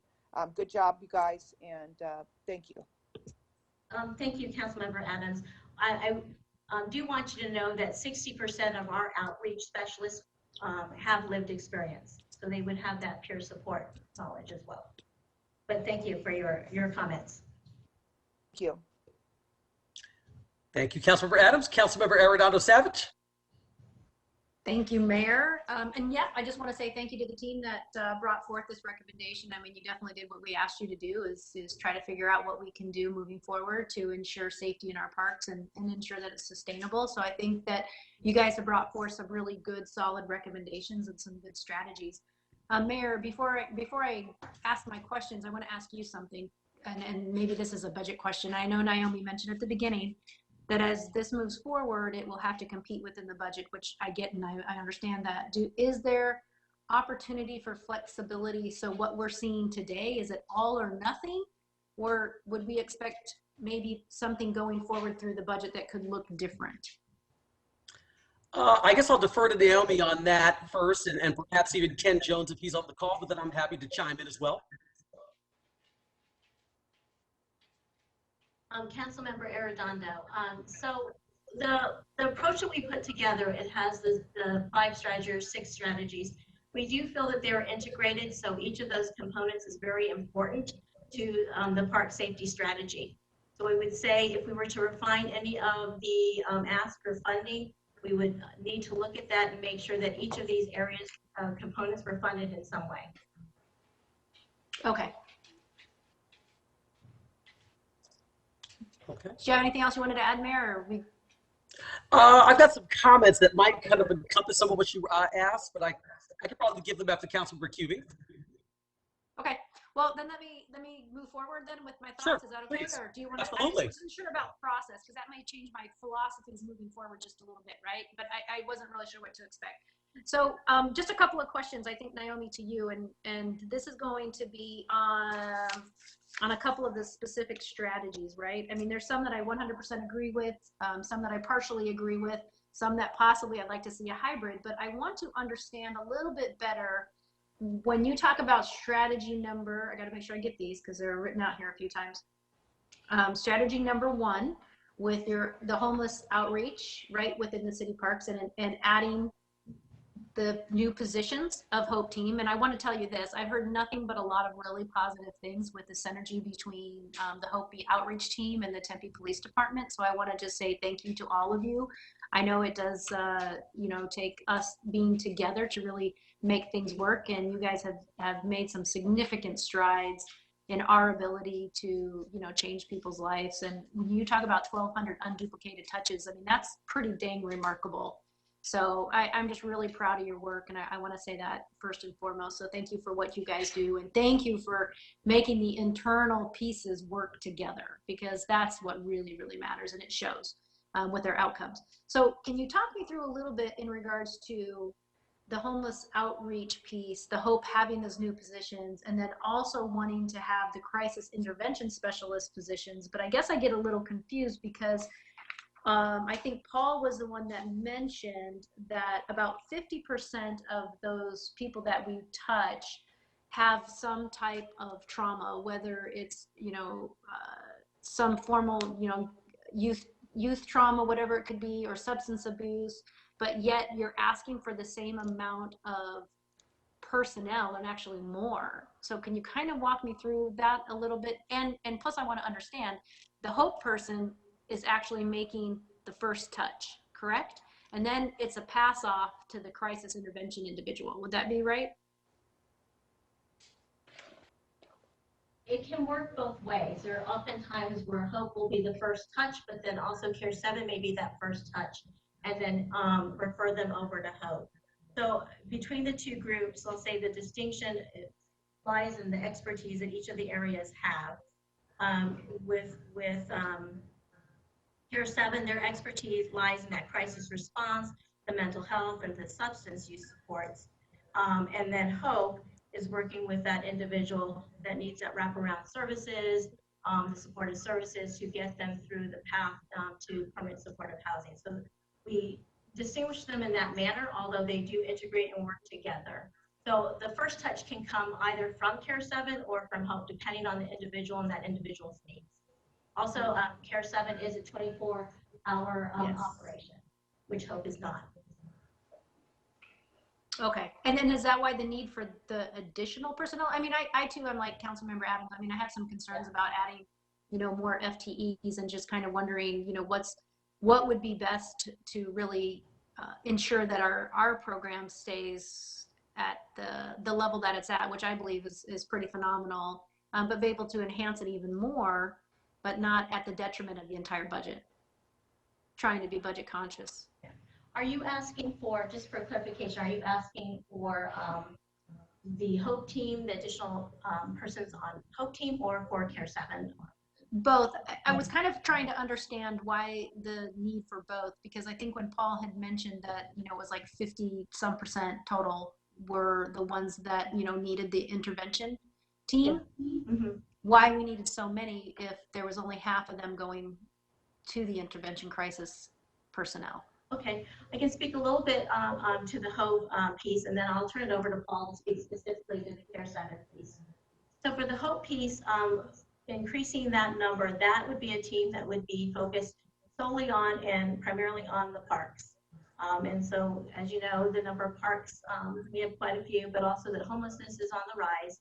So that would free up the other Hope staff to really concentrate on those other needs, specifically too, because we're doing more shelter. We have the emergency units and the motels, and there's that case management and those services, wraparound services, support services that are needed to really work on those housing plans, again, get them into that transitional housing and then into permanent housing. So it works in that manner. So the piece that you're looking at as far as park strategy and Hope specific is to increase the availability and visibility in the parks to be able to outreach and engage.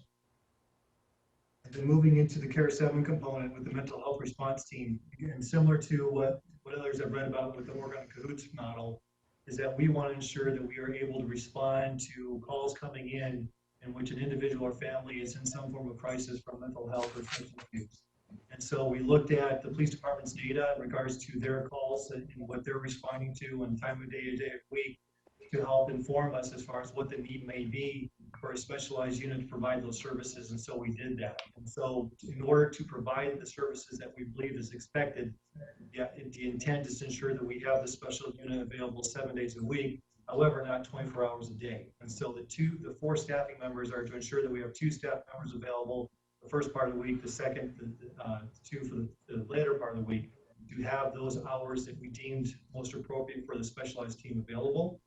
And then the other piece is the making sure that we also have a 24-hour 7 response when needed beyond those hours. And so that's why we're wanting to ensure through the crisis response van of taking what we've been using as far as part-time staff to fill needs to turn those into full-time equivalent positions so that we can ensure that we are able to respond at all times for the community when they call, when the police department or our Tempe Fire Medical Rescue call, that we have the ability to be reliable and consistent as we have in the past, but addressing a need that we know is there as well.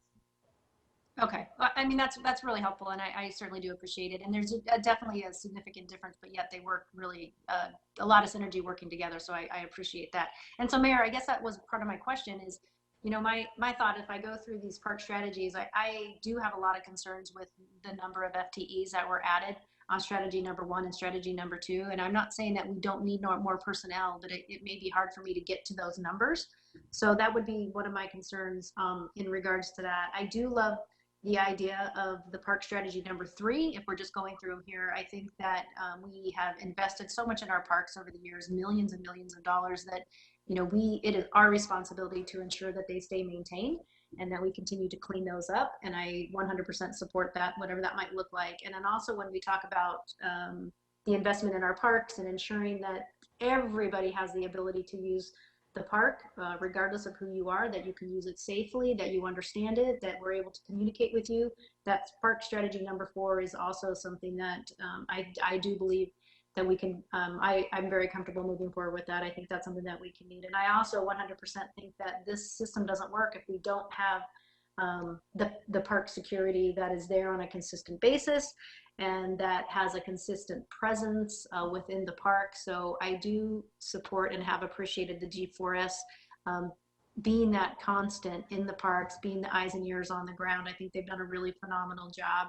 And I think that the data really shows the impact that they've had. And I think everything really works together. So we have a nice comprehensive system. And I like to see this continue and even enhance it more than we already have. So I hope that helps, Mayor. I'm not really sure how you want to move these things forward. So I kind of expressed my concerns, and then also the things that I believe, you know, I could support, you know, at least putting within the budget to compete with other budget items. Thank you. If that helps. Totally helps. Thank you, Councilmember Arenado Savage. We can definitely circle back before we kind of reach consensus on this. I want to make a really quick comment, then I want to go to Councilmember Cubey next. One of the things, I wanted to first talk about just the park security tab. One of my biggest things, and I really appreciate the presentation, Naomi and Paul, because one of the things I know that when I was running for mayor, but that I've heard from several residents was, you know, talking about, you know, the G4S officers. And I heard, you know, like, while I think they've been a great consistent presence in the parks, and as you said, there haven't been any incidents at all, you know, one of the concerns that I heard raised by a number of residents over time was about them being armed. And so I appreciate the fact that the new strategy that you've come up with collectively, along with Chief Glover and the police department, is finding a way to still have them provide a sort of consistent presence in the parks to help out. I know they've got great relationships with some of the nonprofits and a lot of our folks from the Care 7 team and Hope team that work in the parks. But I appreciate the fact that the new system that you're proposing is going to allow for them to be out there without lethal weapons. I think that's really important and a key component of this proposal. I know it's also something that came up a number of times on the Public Safety Advisory Task Force, where a lot of folks on that, that 23-member group talking about how can other cities, because we see the city of Tempe moving in this direction, but how can other cities also begin to take this approach of addressing park security and safety and working with our unsheltered population in a way that's truly humane and really putting our human services professionals and our social service workers first. And so what I really see with this proposal is I feel like it's fulfilling that promise, not only to folks, frankly, who are on the task force, but members of our community who've been here for quite some time, who've talked about really wanting to see that. So when I see the Hope team and Care 7 really being the folks on the front lines, and the G4S, security being there sort of in a more background role, but also being unarmed, I really like that really does sort of fulfill what a lot of our residents and a lot of folks who've been talking about the future of public safety, kind of what they were requesting and the vision that they wanted moving forward. I also wanted to say too that I just appreciate when I look at something like 6th Street Park as a really good example of this. Because I mean, this really does relate to the park security tab. Over the last couple of weeks, I can't remember when the council specifically, but within the last 2-3 weeks, approved the $450,000 in contingency funds to support moving our hotel motel room supply up from 10 rooms to 55 rooms all the way through January of 2022. And since that time, I've had many residents over at the Orchid House, which is directly adjacent to 6th Street Park and obviously directly adjacent to Tempe City Hall, reach out and say, what is going on? We've obviously seen that there's been a huge difference in the way the park looks and with the amount of people that people are seeing in 6th Street Park and around the park. And I was fortunate enough to have a conversation with Naomi and Paul and Nikki Stevens before this meeting. And one of the things they said was that's because the strategy of the council being willing to allocate that $450,000 and allowing us to really increase those motel rooms, we were able to make that decision on a Thursday as a council. And by Monday, we already had those motel rooms in place. And that's why you're seeing people who are unsheltered, not in front of City Hall anymore, in 6th Street Park, but in a safe space with a roof over their heads, complete with the wraparound services that they deserve. And so quite honestly, I really appreciate, our human services staff and our police department and their kind of rapid attention to this issue. So from my perspective, I do agree that I think we can continue. We've got a lot of great nonprofits in this community, Tempe Community Action Agency, the Eris Foundation. There are a lot of groups that are doing great work, and I would love to see if we can find ways to kind of strengthen and deepen our partnerships. But, but I do think that this current proposal that's on the table, if we continue going in the direction we're going in with a lot of our staff, and we build up even more and bring on people to kind of double down on some of the existing strategies where I think we already are seeing pretty great results. I think that's the kind of proposal that I can absolutely get behind. My only question actually to Naomi and Paul is, do we have any kinds of the data we're keeping and the metrics, how are we sort of evaluating success in this? Because what I want to make sure that we're doing, if the council's talking about approving additional full-time employees, that we actually can look at something and say, hey, what are we trying to get to? What are the numbers we're trying to get to, or the reduction rates when it comes to our unsheltered population not having homes? And how do we know that we're actually tracking these things and that we're seeing the success for the money that we're proposing to spend? Thank you, Mayor. So how we will measure, we will use our performance measure, which is the Achieve to End Homelessness in Tempe. That's measurement 3.28. And so we do have some specific targets that we're trying to reach. For instance, we have a target number of people permanently housed. We have a target of 239. This year we've housed 363, so we're above that target currently. We also have another target, retention of rate for housing. That target was 85%, we're at 89% now. We also would like to measure new and unduplicated Tempeans served by the navigation case management. Our target was 434, and of course with the increase in homelessness, not just in Tempe, but nationwide, that number did go up. So we would like to see that number go down. We're at 775 now. The number of people diverted from homeless services, that means we engaged with them. We were able to get them back to their families, get them, they maybe had a job or just lost a job, they found a job, we get them into housing fast. Target was 36, we're at 35. The other is an average number of days from program entry into permanent supportive housing.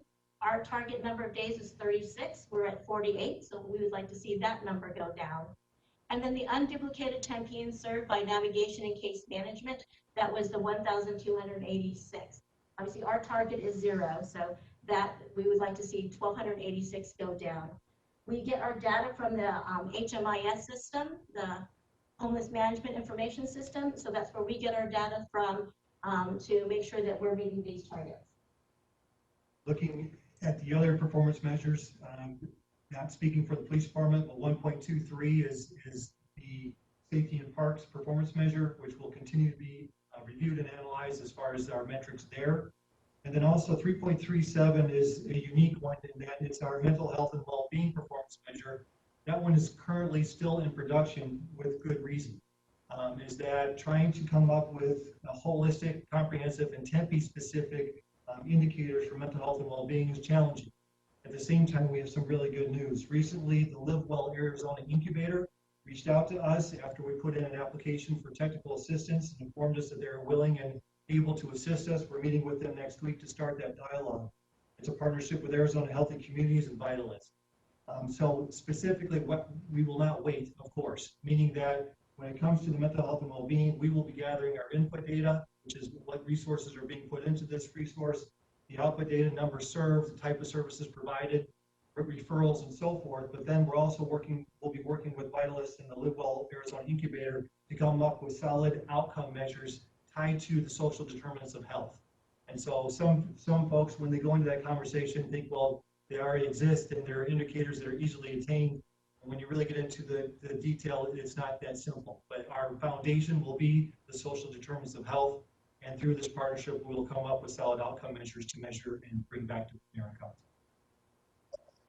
Thank you. Paul, one quick last comment on that front is just, yeah, I think it's sort of an important point that, that council members Adams and Arredondo Savage raised. I think there were a couple of things about, and I appreciate you kind of going through some of those numbers and some of the outcomes. I just want to make sure that, right, we can, if we're talking about additional positions that cost obviously additional money, that we're just able to clearly not only communicate back to the council, but communicate to members of the public exactly what kind of data we're collecting and what kind of metrics we're using to gauge success. So I just want to make sure that whatever we do, we're collecting all of that and we're giving it back to our residents in a very clean, easy to understand, readable format. I think that is critically important when we're talking about spending more money.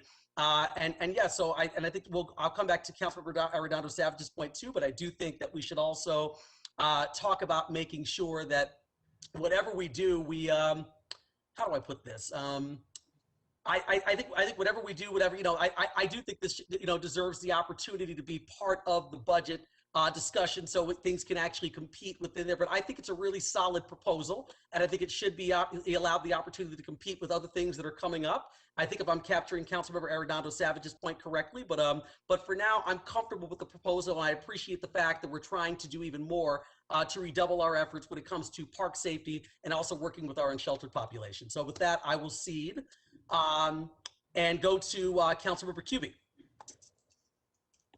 Thank you, Mr. Mayor. Yeah, I so appreciate it. Naomi, Paul, Levon, everyone, and folks from PD. To me, this is the best of the best. This is an integrated approach. The intersectionality is there. We have silos are torn down. It's efforts of multi-departments coming together and saying we don't want to just put a Band-Aid on this problem. We don't want to just keep the parks looking nice. We want to really get to some of the root causes of houselessness, and so I greatly appreciate that. But Mr. Mayor, I really have to hand it to you. You came onto the council and having your experience as a council member before that, but you wanted to go big and you wanted to go bold. And I think you really enabled staff to say, give us your best, most integrated, most comprehensive solution.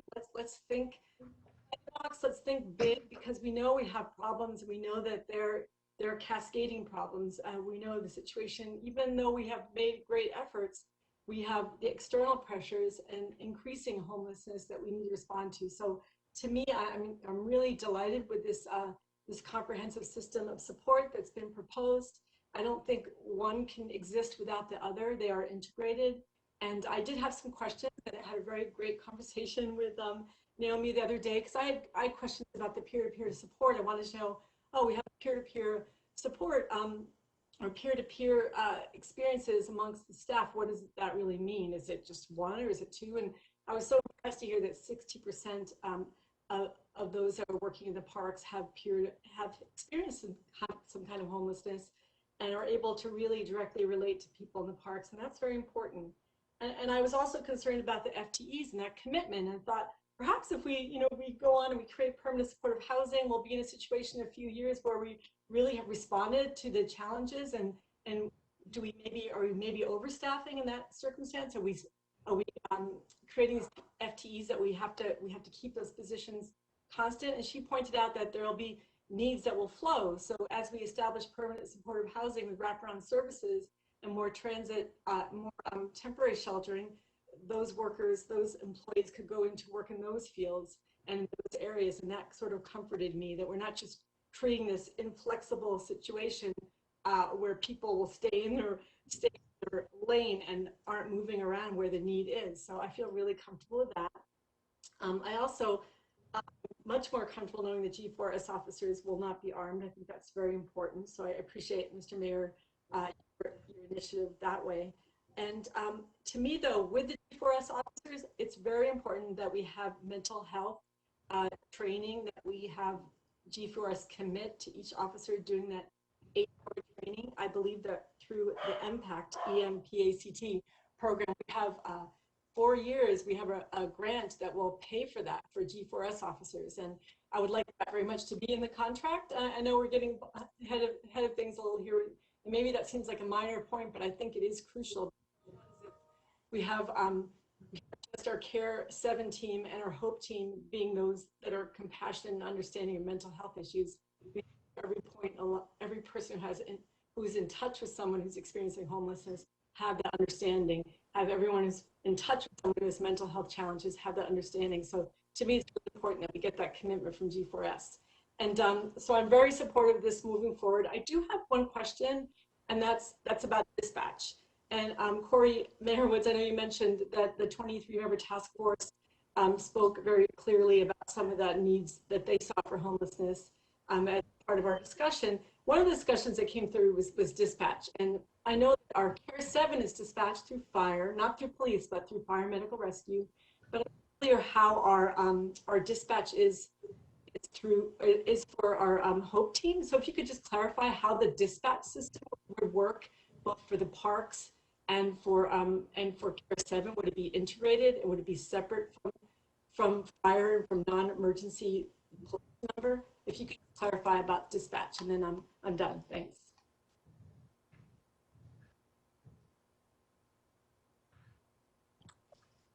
So, Councilmember Kuby, currently HOPE receives the 311 calls or direct calls from community members or even other departments at times, or calls that are coming straight into Human Services. So that's how HOPE is getting their calls specifically. And also through council communicators. Whenever we get those council communicators, HOPE team is dispatched to go out and engage and kind of assess the situation and see what's happening and what we can do. Well, so I imagine we'll have to beef that part of the operation up with maybe part of the communications neighborhood engagement system of support, because I don't think someone on our, I won't, it was because she didn't ask to speak about this tonight, but someone on our the Public Advisory Task Force talked about, having an issue with someone who was experiencing homelessness and wanted to make sure they got help and called the police. And so we're going to have to really work at trying to get the message out to people and have them call the correct number, whatever number that we decide to do. And so we might need more services in that regard as well, because we want people to be able to call the right number, not necessarily call police when they want to, they see someone that's in need, because I think that sometimes is a reaction because people just don't know. So if we could just keep that in mind, because I know that's really important when thinking about these kind of human services approaches to the parks and homelessness, that you keep a dispatch method that is sort of accepted and is kind of a warm handoff. Right. And I think that's where the communication and this neighborhood engagement piece goes too, is the education piece, as well as educating them on that piece of it, as well as even, again, like as the mayor mentioned, how do we make sure that the community is aware of our successes and how we're working. So that's an important piece too, to get that information out.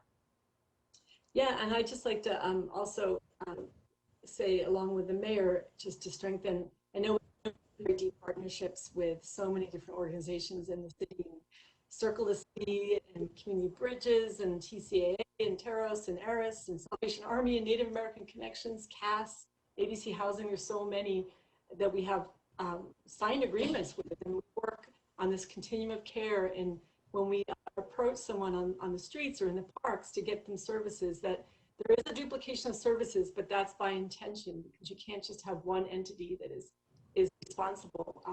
So I feel really confident going forward with this system, the comprehensive system of support. And I thank you so much for going big, going bold. And thank you, Mr. Mayor. Thank you, Councilmember Cubie. I really appreciate it. Next up, Councilmember Navarro. Yeah, thank you, Mayor. And I appreciate all the comments. And I just want to tell you, staff, thank you. I mean, this is a great program you guys are penciling out for us, and what you think we can go forward. I mean, obviously, our number one concern that we get on a regular basis from the community is our homeless situation and what we're going to do for it.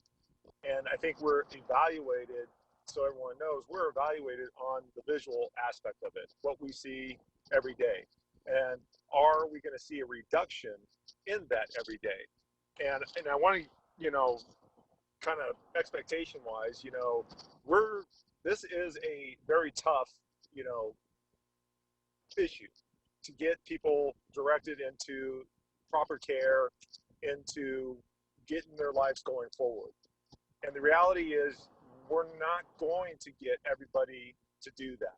The reality is, in best case, I'm hoping you could get to half, and I don't even know if that is truly a number presently that we'll get to. And I love the fact that we're putting effort into it. To be honest with you, we do need to put effort into it, and we do need to put funding towards it. It is a piece of the puzzle for city services that is very taxing too. So when you have support and numbers that can help tackle the issue, that does make it better. And I just, you know, all these things, you know, have always been part of my ongoing, you know, presentation on this issue, just because of my background working with CAS and being that first due, and then understanding the issues of homelessness, and knowing that there are people that are, you know, want to run that life, that's permanently homeless. They are, that's what they choose to do. So with that said, you know, we still have to understand that there is going to be the presence of homelessness out there. So there, with all I'm saying, I have a couple questions, and that's kind of with the shelter system. And I like the idea that we're trying to implement a shelter system somewhere. Can someone give me some depth on where that location is going to be? I know, and I apologize, I had to switch over and I missed that segment, but we talked about hotels and we talked about a sheltered system. Have we talked about the location? Just on that piece, and I still have another question. Yeah, Councilmember Navarro, we have not talked about the location of a shelter, and then there'll be, we have the shelter presentation immediately following this presentation. But we have not identified locations at this point. Okay, gotcha.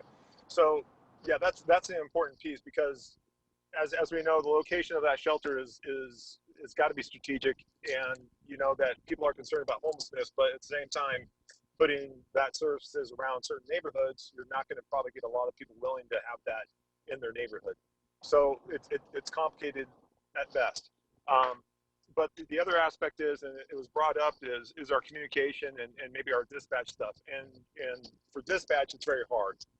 Obviously, we have people that drive by and say, oh, well, they need help, but they don't stop and understand what the help is needed. We do run into homelessness often. I mean, you know, see them at grocery stores or wherever it may be. I think the campaign of communication is strategic because I think for our residents, that is probably the number one thing that we need to try to get out there is what do you do when you have someone in need? I know 211 is a number that is there for those needs and services. And are we going to advertise that or the 311 number? You know, so that's a question that going forward, what do we need to do? Because regionally, I think we need to work together on that piece when we talk about communication. And that's something that also that MAG needs to take on as they are working on these issues also on a regional level. So that coordination, I think, is very strategic just to find out, or just to kind of figure out how do we communicate what is the need, and then where do you go for the need? Because that's probably the number one thing that gets people just continued on with being homelessness is the timeliness of getting that need if someone does want need. So there's campaign strategies to that. The other thing is, I apologize, is the permanent housing. Because when we talk about permanent housing, we talk about, you know, getting people housing, which is a good thing. But I want staff to maybe chime in on this.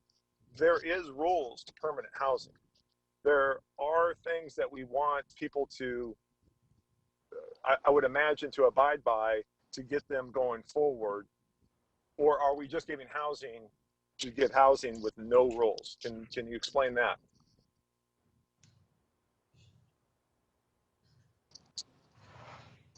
No, I mean, there are rules. So even with the shelter, we are creating those housing plans and setting expectations and goals for those individuals. So creating structure and. Yes, and I would think, I apologize if I'm over talking. And I would apologize. I would imagine we would have to do that. CAS does the same formula, and the system does work within that sheltered system inside CAS. But obviously around that area, there are people that just want shelter, not to abide by the rules, but just want shelter. So I just want to let the council know that there is a difference between that. So when you offer services and we say that we have shelter, there are rules that we're inspiring people of need to abide by to try to get them back on their feet. That's going to be the challenge. And I just want the council to know that those are challenges that we have to try to overcome. So I'm in full support of this. I'm in full support of we're starting a program, because we do need to start a program. Our residents overwhelmingly are asking us to do this. But what I expect from staff and with data and the outreach and some of the things that you have already captured now is, as we go forward with a program like this, we still need to see, are we getting the best bang for our buck? How do we tweak it? And I would expect that staff would be engaged in doing it. How do we tweak it? How do we make it better? And that's where the obviously the grunt work comes in. That's where the staff is needed to try to tackle those issues and find those resources out there. But I just want to make sure that our expectations are real going forward, in my opinion, as we do a program like this. And I know that there's a lot of cost to this. And I want to say this too, and I didn't see it in the program, but probably the biggest piece is transportation, and it's timely transportation. I know that the city of Phoenix is going to have their council is going to vote on 10 new programs, and they're going to try to fund them with permanent positions, which is outstanding. But the plus side to that is, with those CR programs and their community research, or they're kind of like our Care 7s. Basically, those vans and those experts go out there to help tackle those issues. The plus to that is they can also, if medically they're checking out, can use those vans to get them to the resource needed. So the transportation piece, I don't know if it was in there, I didn't see it written down, is very key to make sure that we are getting people the right help at the right time. If we don't have the transportation piece, and we can say that CBI does have it, yes they do, but the problem with that is they're stretched out all over Phoenix area, metro area. So sometimes it is an hour before they can get there. Sometimes they're right around the block if you're lucky. But transportation is a very big piece to this puzzle, and if we don't include that in there, we need to try to include that in there. And that's all I got. Thank you, Councilmember Navarro. Councilmember Garland. Hi, thank you, Mayor. I really appreciate this presentation because one of the things that I had been doing research on before I got onto council was the cahoots model. And it was great when I got on council and was able to talk with our departments about what that could look like for the city of Tempe, and then realizing that when we pulled all of our services together and looked at all the information that we had, that the city was doing pretty much everything that the cahoots model was doing, and then some. And so I really appreciate the way that we are looking at the things that our residents have said is important to them, and it's trying to figure out what we are going to do with people who are unsheltered in our community, how we are going to help them, trying to help people with substance abuse and mental health abuse. And keeping people safe in our parks. I think looking at all of those things that we've been hearing about, at least I've been hearing about for the last 8 months, but a little bit before that, and you guys have been hearing about a lot longer than I have. I think this kind of gives us a really great opportunity to do the things in our community that we need to do to keep our residents safe, and then take care of the people who are unsheltered and who need help. So I like this comprehensive system of support. I like all the items that are in it and how they all really integrate and work together. I do have a couple questions. So if we adding these additional positions, I did appreciate that Lauren had mentioned that as the need changes, those positions can float. Can I just confirm that as the program changes and in the next years, how it goes, as it goes on, that we will be looking at, we could move those positions around? Councilmember Garland, yes, absolutely. This obviously is a program that will continue to be evaluated and refined as we move forward, as the changing needs evolve. Okay, thank you.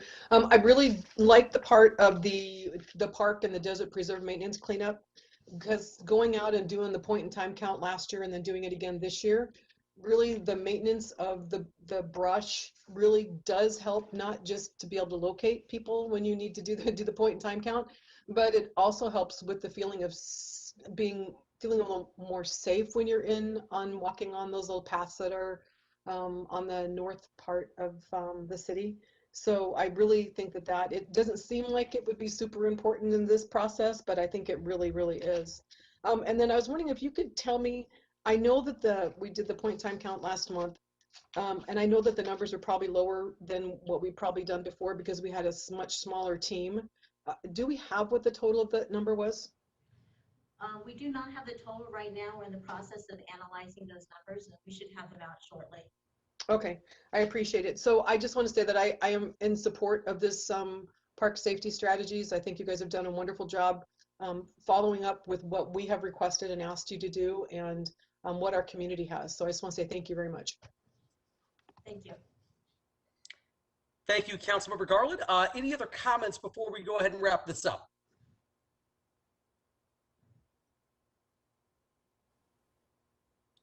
All right, so it sounds like there's definitely support for moving forward with the program. I think the one thing I just want to note, I appreciate everyone on council providing and offering comments here.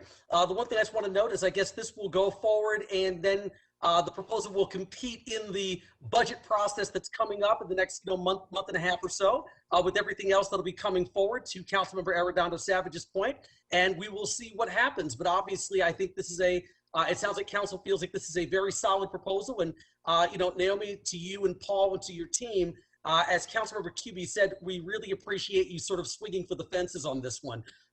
This was not just simply coming back and saying, hey, we're doing great work already, but it was how do we do even more great work and really make sure that we're addressing some of the challenges we have in our parks, but in a humane way that's truly consistent with Tempe's values. I know that you're already doing that, but I appreciate the fact that this program, I think, will do even more of that. So, just sounds like you've got support to go forward. Thank you. And we definitely appreciate the support we've gotten from PD and the partnership, and with community services and community relations, all the other departments. So thank you very much. Absolutely. Thank you, Chief Glover and Assistant Chief Pooley and your teams as well. Thank you so much. Thank you. All right, let's see here. Next up, we have item 2C, which are strategies for expanding homeless shelters. And I'm going to call upon Stephen Methvin, Deputy City Manager, Chief Operating Officer again. Thank you, Mayor. Hello again, council members. Thank you for that last presentation and your guidance on that. It was extremely helpful. I'm just going to do a quick overview of the shelter strategy memo and how we got to developing both some 3 long-term and 3 short-term strategies. We used, council member Garland asked about our point-in-time count. We used our 2020 point-in-time count, which was 396 individuals on the street. And we used that number to develop strategies if we were to house each one of those, if we were to shelter each one of those individuals, what would it need to look like? And that's how we got to these 6 strategies that you will soon hear about. I also, to Council Member Arredondo Savage's question, these strategies are scalable. So we can increase some, decrease some. They're all scalable, and we look forward to your input on these, and we'll come back with recommendations in the city manager's budget on those that we received council consensus for tonight. So with that, I will turn it over to Naomi and her team. Naomi Farrell, Human Services Director. Levon Lamy will also be presenting on the strategies for expanding homeless shelters this evening. Naomi, it's like you were just with us. Yes. So as Stephen said, when we looked at the shelter strategies and the council requested some strategies, we did look at the 2020 point-in-time count of 396 unsheltered homeless individuals in Tempe. And that's how we came up with this, the shelter strategies, but also the number of 400 units. The following presentation, again, the model is intended to accelerate 3 council performance measures, and they're associated with the safe and secure communities and the quality of life council priority. 1.23, safety in parks, 3.28, achieve an end to homelessness in Tempe, and 3.37, mental health and well-being. The January 2020 point-in-time count showed that there were 3,767 unsheltered homeless in Maricopa County, which includes the 396 in Tempe. On the same night, the housing inventory count was completed.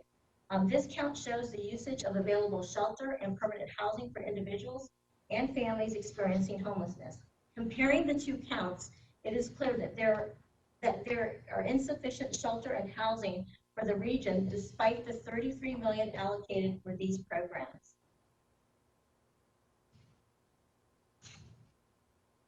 The city currently invests significant funds for shelter and prevention services through the agency review process to organizations such as Tempe Community Action Agency, La Mesita Family Homeless Shelter, and Salvation Army.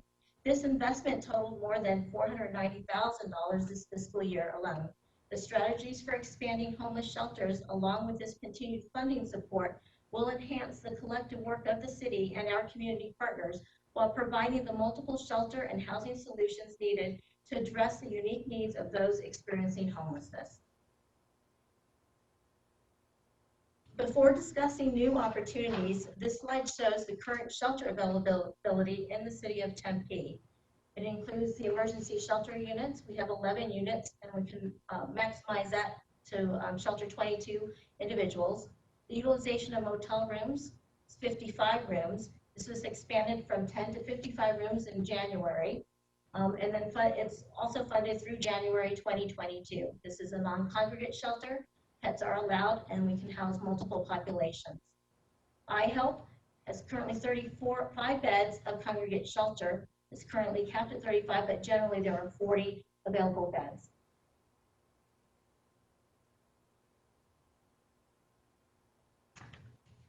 Staff is proposing that the city of Tempe can expand the current options through 6 shelter strategies. Each will be discussed in greater detail.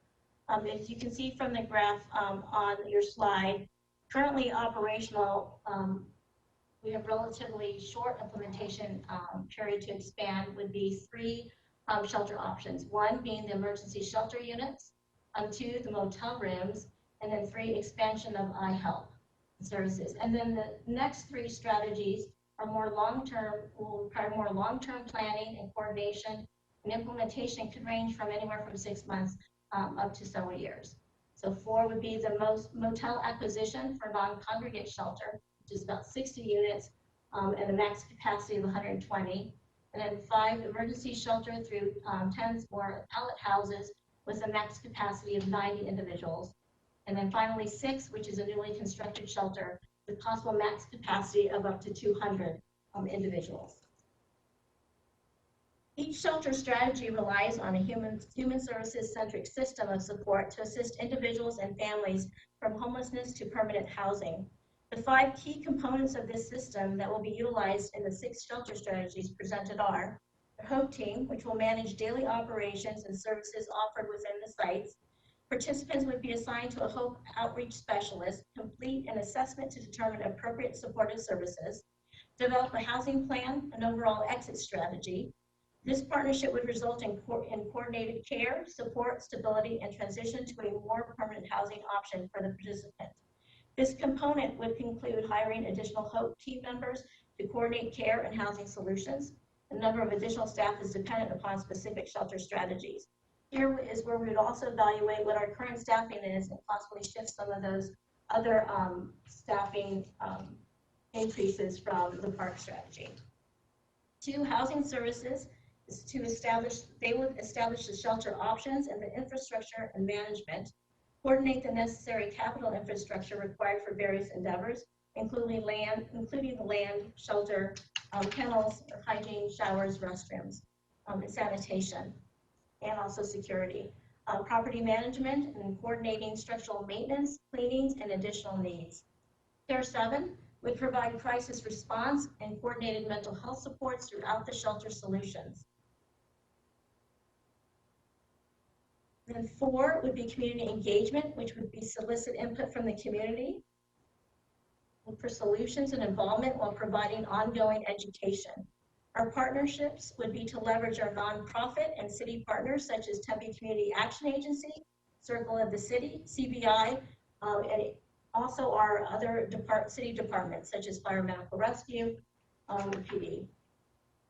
At this point, I'm going to turn it over to Levon Lamy to walk us through each of the strategies and give us more detail. So in existing shelter strategy 1, this would be the continued utilization of the emergency shelter units. There are currently 11 dwelling units that are owned by the affiliated Tempe Coalition for Affordable Housing Need that are utilized as emergency shelters for individuals or families who meet the definition of homelessness. This option is designed to provide immediate shelter when vacant for up to 90 days while the individual or family is assisted and is assisted in identifying a more permanent housing solution. To date, which this is an older number, we've had some graduates since then. To date, the program has served 54 households with an 88% success rate being transitioned to a stable housing and greater self-sufficiency. These units are being proposed for continued utilization for this purpose, as these have a maximum occupancy of 22 individuals, double occupancy. They are primarily utilized for medically vulnerable, disabled, and or families with children. The annual operating cost of these units is approximately $110,000 per year, not including any staffing or food needs. However, these are currently funded with the Emergency Solutions Grant or ESG funding that is received from HUD. As other funding streams became available and or identified, we would look to expand these shelter options as appropriate.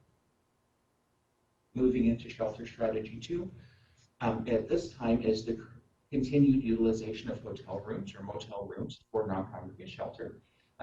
Originally, this was started as a partnership with Maricopa County with 10 motel rooms and security. This has turned into a much larger project with council's approval of the $450,000 from the general fund. This allowed us to expand an additional 45 rooms, allowing a maximum capacity of 110 to 120 individuals, depending on if it was double occupancy or the specific family structure and size. There are multiple funding streams that have helped support this and carry it through January 2022. Partly the intergovernmental agreement with Maricopa County, COVID Recovery Initiative funds, some general fund, and then federal funding. These units do allow for 24/7 place for folks to be, pets, and multiple populations. Moving into shelter strategy 3, this would evaluate an expansion of iHelp services. Staff could work with TCAA and iHelp to explore the requirements for and the possibility of expanding their existing shelter faith-based partnership model by up to 40 beds. This expansion and partnership would be explored as an opportunity between Hope and iHelp to move more individuals through the shelter and rehousing process in new and yet to be determined ways. The costs for this are estimated at roughly $450,000 per year. So the first 3 strategies are the ones that are currently operational, that if council so desired, could be either expanded relatively quickly. Moving into shelter strategy 4 through 6 are the longer term and new solutions that would require a little bit more planning. So shelter strategy 4, this would be the creation of a non-congregate shelter. What we would put forward for discussion is the acquisition of a 60-room motel that can house a maximum of 120 individuals based on double occupancy. In reviewing Realtor.com, LoopNet, CBR, some of the other real estate sites, on average, hotels have been selling, 60-room hotels and motels have been selling for roughly $5.4 million. That would cover the initial acquisition.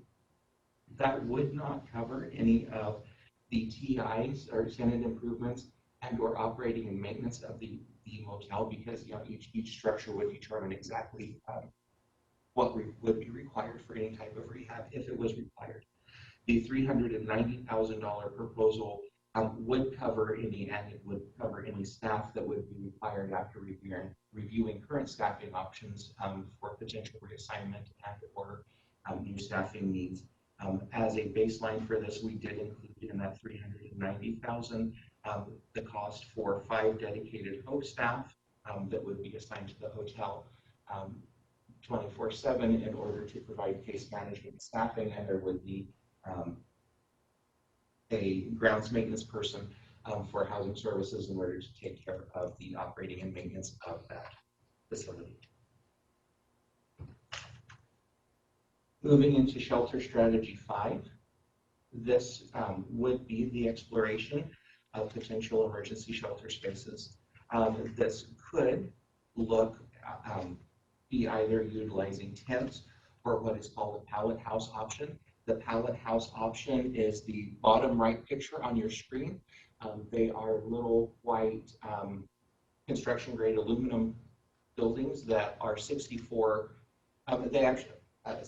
square foot for singles and 100 square feet for doubles. They do come fully utilized.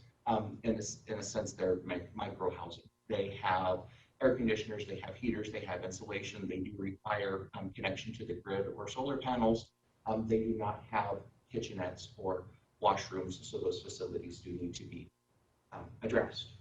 So this is designed as an option that could and would provide someone with an, as with the others, an immediate option to come out of an unsafe living situation and be considered a first step towards either an emergency unit or a hotel or some of the other longer term solutions based on availability and what the individual facts and circumstances of that case are. As an estimated cost, it would be roughly $1.3 million, not including land acquisition costs, to acquire 62 units that would house up to 94 folks as a short-term shelter basis. It would have roughly $800,000 per year in the annual operating and maintenance costs, which would include electricity, hand washing stations, and the other needs. Strategy 6 would be the construction of a new homeless shelter.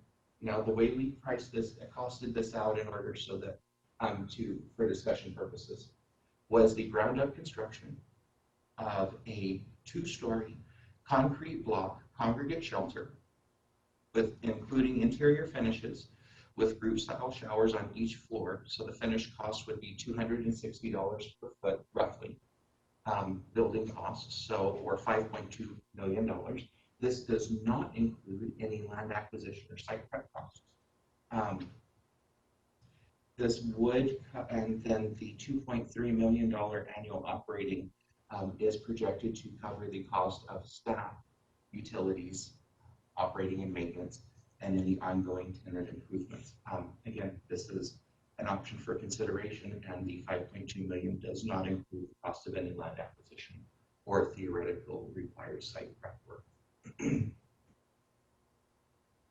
Moving into the continuum of services, we did provide have some assistance in putting this graphic together in order to visually represent the flow of services. So under the short-term or emergency shelter options, currently there are the emergency units, the hotel rooms, and iHelp. The proposed strategies with this would be to, of course, maintain the current utilization of the emergency units, building of a new congregate shelter, and or the expansion of the iHelp shelter model. Under the intermediate or transitional housing, that would be for 90 days. Currently, that is the emergency unit and or motel rooms. I do realize that the emergency units and hotel rooms are under short-term and intermediate. That is intentional because depending on the specific needs of the population, there are times where it is most appropriate for families with children, elderly folks who are very medically vulnerable. If there is availability, we will put them straight into an emergency unit or straight into a hotel room where they can stay sheltered for up to 90 days while we work through more permanent housing solutions. The proposed strategies that enhance or further this would be the tent or tiny pallet house or micro house option, and or the acquisition of a hotel for permanent non-congregate shelter. On a long term, because of course, once we get folks out of an unsafe living situation, moving them into this intermediate 90-day option, we have to have some type of permanent housing option for them to move through to finish the continuum. Currently, the affiliate has 60 units that are rented out. Of course, we are always looking at acquiring new units for permanently affordable rental options. The proposed strategies assisting with this long-term permanent housing solutions are the Hometown for All initiative. There is currently a CIP budget request and for the acquisition of up to a 250-unit apartment complex that would be used as a permanent supportive housing option while folks transition into other more permanent housing solutions. And that concludes the presentation. If anyone has any questions. Great. Thank you, Naomi. Thank you, Levon. Really appreciate it. I see Councilmembers Cubey and Navarro's hands up. I'm not sure if those were residual hands from the previous conversation, but if not, I'll recognize the first one who jumps in. One down. Mr. Mayor, Yes. I haven't sort of left it there, but I did have questions, and absolutely. And it's about the acquisition of motel. Would that also, I know from talking to the Phoenix Housing Authority and their Jackson Street property, which is actually permanent supportive housing, but they stressed that it was really important to have a single means of ingress, egress, that was really important to sort of maintaining a smooth running of the facility. So also being considered if we did go with a motel acquisition, is that part of the plan? Councilmember Cubey, controlled access to the facility is, of course, important to be able to comings and goings and making sure that everyone is doing what they're safe and doing what needs to be done. Part of the current model that we're utilizing with the motel is we do have security on site 24/7, along with the hotel staff who help to monitor the situation. And there are supportive services there through the Hope Outreach team who are there monitoring and engaging with folks. So we would look to continue that as we moved into some of these other options. Okay, and also as with Tempe Works, and kudos to Vice Mayor Keating for that program, but would there be an opportunity with the intermediate solution the temporary transitional housing to have folks who are experiencing homelessness who are actually staying there be part of the workforce to help maintain the property? Yeah, absolutely, Councilmember Cubie. We could look at that as part of the Tempe Works project, or we have utilized some of the affiliate units as transitional while folks are getting up and going in the Tempe Works program while they look at either self-sufficiency or some type of subsidized assistance depending on their specific needs.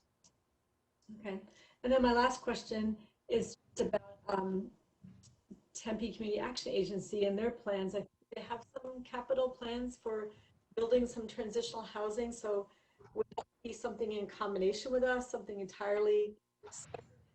How does that impact the planning that we're going to do?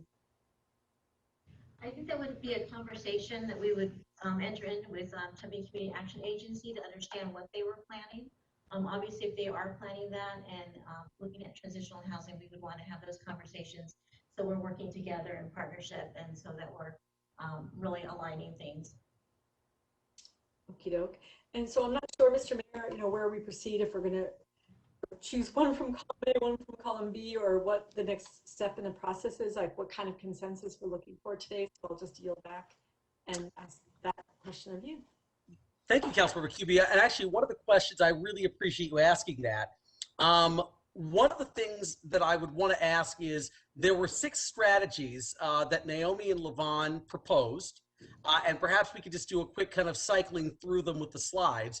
But I'm curious, with those, I mean, and I know the purpose of this is, and Naomi talked about this at the beginning, was that we had a homeless point in time count of 396, which is where the 400 number they've been using comes from.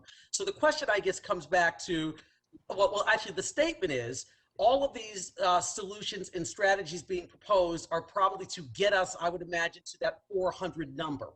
The question is, are there any of those 6 strategies which the council is uncomfortable with exploring further? Like you say, hey, I'm good with options 1, 2, 3, and 5, but I don't like 4 and 6, or some other combination.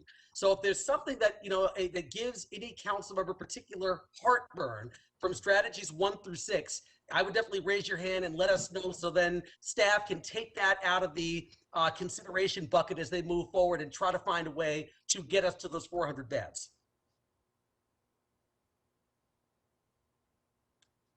Councilmember Navarro?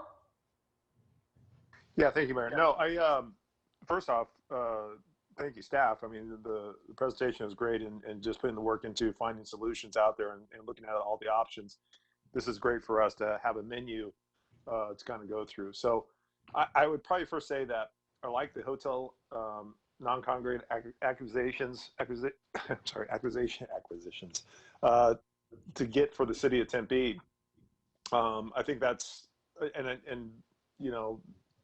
I know there's hotels in certain areas that come to mind that, would make sense, primarily where they're located at and things like that. So I kind of like that idea of utilizing that and trying to take advantage of that. I think my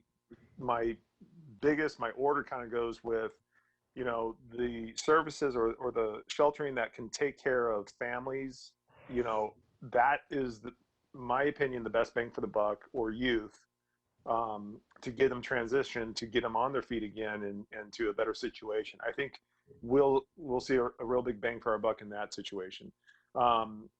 Obviously, with outside of maybe that category with the youth and families, then it's what do we have left to help get people off the streets and to hopefully get them in transition. The final thing is, I know we talked about the bigger shelter systems with 2 stories and stuff. I think that would be great. However, as I've mentioned before previously, is my concern is, where is that located at, and where can we locate that at, and is that a partner with other cities to help share that cost if we're talking about borders? So I would say I would like to hear more on that conversation later, and the location and cost of that could be shared. The other thing is, and I don't know if it was truly kind of talked about, is really just a sheltered space. This is, I'm talking about, and I know that we do it, and I love how we do it with the rotating sheltered system through iHelp and trying to get people off the streets, and you kind of have each night it's a little different. I kind of support that plan even more so, and try to build on that plan. I think that's a great service. And also, if there was I don't know, with any of these things, if there was a place just to get people off the street, because like I said before, I really think we're evaluated on the visual aspect of what people are seeing on the roads. And if we are not able to drive people to a shelter, and I know that if we do have shelters, we are supposed to be driving people to them, that's what we're being judged on. So whatever can achieve that part of helping people out, or just driving people to an area or a safer area for the night, I think that would be probably a little bit of a plus.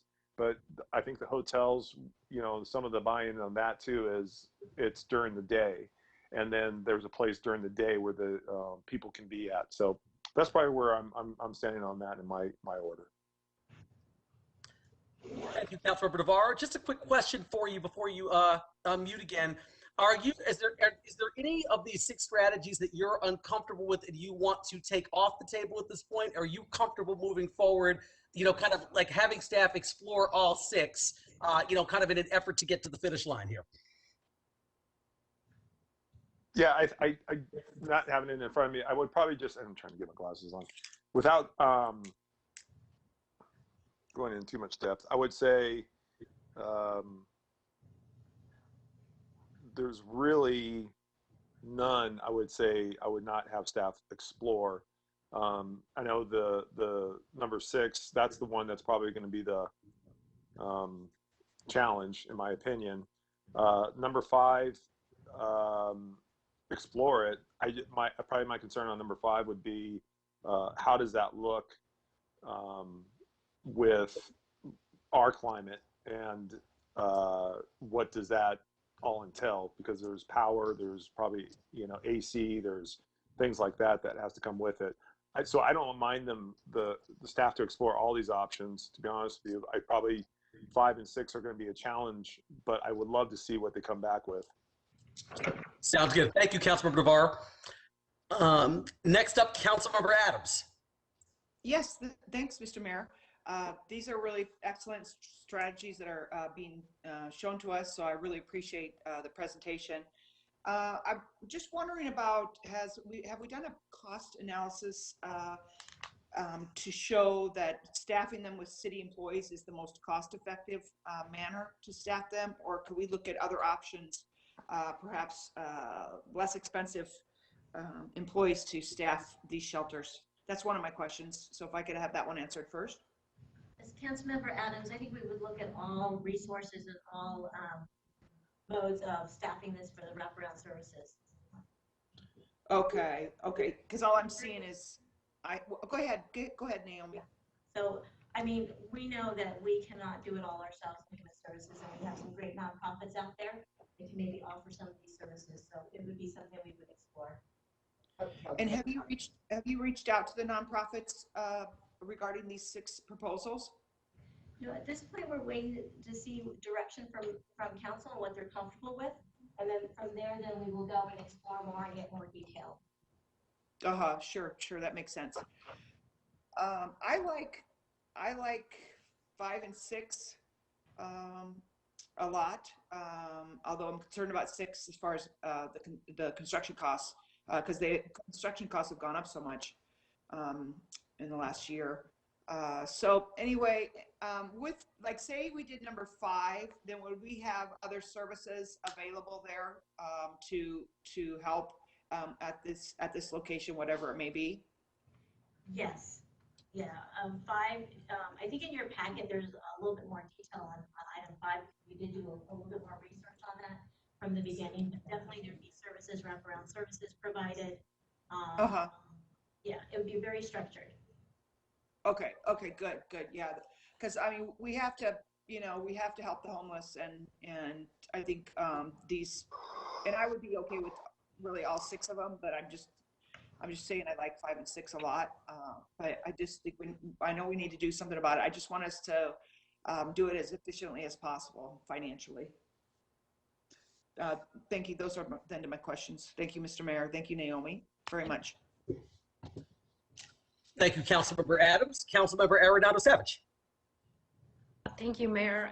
I just want to give a great shout out to Naomi and her team, Human Services Department overall, and I think you guys have done really just phenomenal work. I mean, we've come a really long way, and I want to say I think that we are probably one of the only cities that actually has a comprehensive strategy to doing what we can to help our own unsheltered population. So I want to say thank you for everything that you do. And I said it earlier, I'm saying it again. I mean, things are working and really clicking internally, and that doesn't happen by accident. It happens with intention. And you guys have really brought all the departments together and doing a lot of the right things to create a model, to me, that is one that everybody can learn from. And I think that, you know, we are kind of the beacon when it comes to being progressive and doing things very well. And I hope other people can learn from us and some of the really great things that we've been able to accomplish and the outcomes that you guys, that you've shown us. So pretty remarkable. So I just want to say definitely thank you so much for that. And tonight, talking about emergency sheltering and talking about safety in parks, I mean, those are two really big, important solutions, issues, creating solutions to obviously a much bigger problem that I know, I think, you know, Councilmember mentioned it, Councilmember Navarro talked about it. Sometimes it's, you know, it's kind of a critical conversation and a hard conversation, but one of those ones that we have to have. And we have to have those tough talks to be able to come with really solid solutions. So I'm definitely grateful for everything that you guys done and brought us forward. I know one of the things too that we have to remember that, you know, we are the city of Tempe. We're landlocked. We're what, 44 square miles.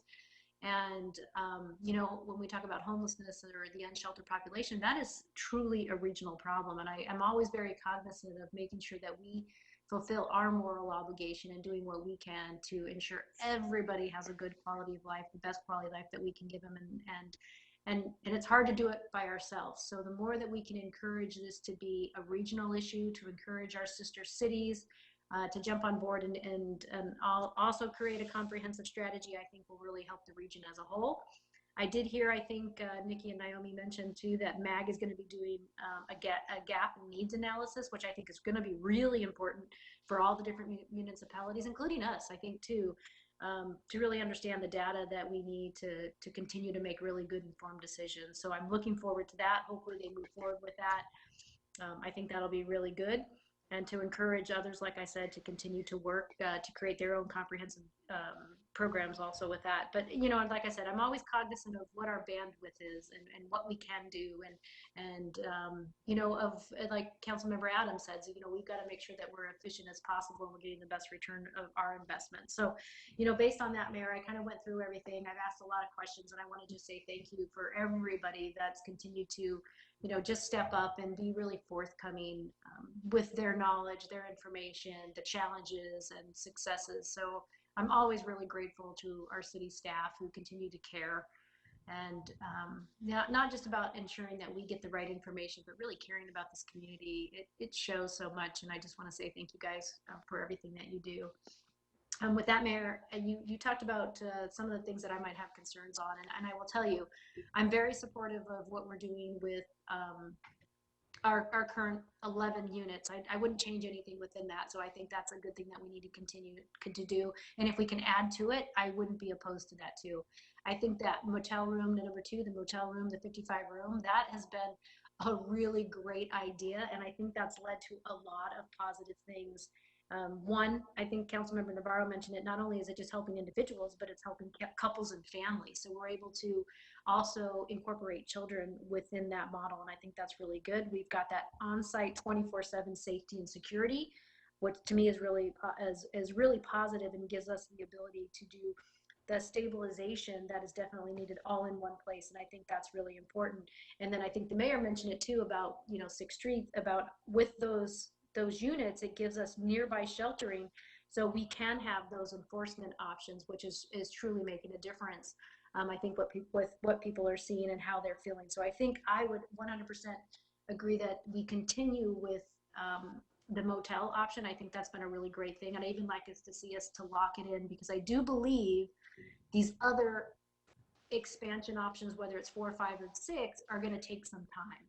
And that's not going to happen overnight. And I would be more than willing to expand those motel rooms if we needed more units, to increase those units, and maybe to commit to maybe a 2-3 year term. I'm not definitely opposed to that. I love the idea of working with iHelp and trying to figure out how we can help them expand their services so we can integrate and work even closer together than we already do, whatever that might look like. I'm totally cool with that. I would say the one thing I'm a little concerned about is option number 5. I'm not a big supporter of option number 5. That, to me, if I had to eliminate one, that would be the one. I have some concerns about safety there, and just, you know, I don't know about putting a bunch of pallets together and what that looks like. I just want to make sure everybody is comfortable and safe, and having the space to be able to do that. I worry a little bit about that too. So that would be one that I'm not very keen on. And I understand that acquiring a motel, you know, with 60 units could possibly be in our future, as we've got quite a few of them in the city of Tempe. I think that could be something that we could look into for sure. And then newly constructed shelter, as much as that would be fantastic, and then we could do whatever we wanted with it. Whatever that might be, maybe we have different types of housing within that structure. Maybe we're able to house some of our human services department there. I mean, it could be a really phenomenal thing. However, you know, that's a significant amount of money. And one of the things that we've got to be really cognizant of is we've got an entire city, a whole community that we need to make sure that, you know, we too are paying careful attention to. So with a lot of other departments and a lot of other needs. So I'm very attuned to the entire budget and making sure that you know, we are paying attention to all the different departments and all the needs within our community. So like I said, Mayor, I'm pretty supportive of all of them. 5 would be my least one. Maybe that newly constructed one would be the second one I'd be a little concerned about, just because of the cost effectiveness of that and how we'd be able to pull those things together. So hopefully that helps. And again, just a great big thank you to everyone that pulled this information together. It's been very helpful, and I'm grateful. Thank you. Thank you, Councilmember Arredondo Savage. Next up, Councilmember Garland. Hi, thank you, Mayor. I have to say, you know, when you look at all these options, we have to kind of meet the unsheltered and the people who need our help where they're at. And it seems like the range of options that we have here, we are able to address people at different times and in different ways that they need it. So I love all of these different ideas. I think the emergency shelter units, number 1, is wonderful. And I say, just like Councilmember Arredondo Savage said, if that could be increased, I like that idea. I think the number 2, the motel rooms, I think that has been a big help, and as it has been said, that it's good, you know, for couples and families, and I understand it's also good for pets, and we know that trying to get somebody who is unsheltered with a pet somewhere is a very difficult thing. So I love that, and I love that we are able to wrap our services around them and really be able to help them. I love all the great things that I've heard about the things that we try to do to help people. It's not just getting them something with a roof over their head, but it's trying to make sure, finding their official documents and getting their driver's license and finding all their paperwork and everything that they need to continue to move forward to improve their status at that moment. So I love that. I think the expansion of iHelp is a good idea. So I support number 3. Number 4, the motel acquisition. I think that's a great idea. One of the things I was thinking of is I know that there's going to be a cost. It's not just getting the motel, but then it's also, you have to furnish it. So I was trying to think of, well, if we did something like that, I wonder if we could have people sponsor a room and then have other people take part in helping us furnish those units, or getting donations or something like that for that, because furnishing it was going to probably be really expensive.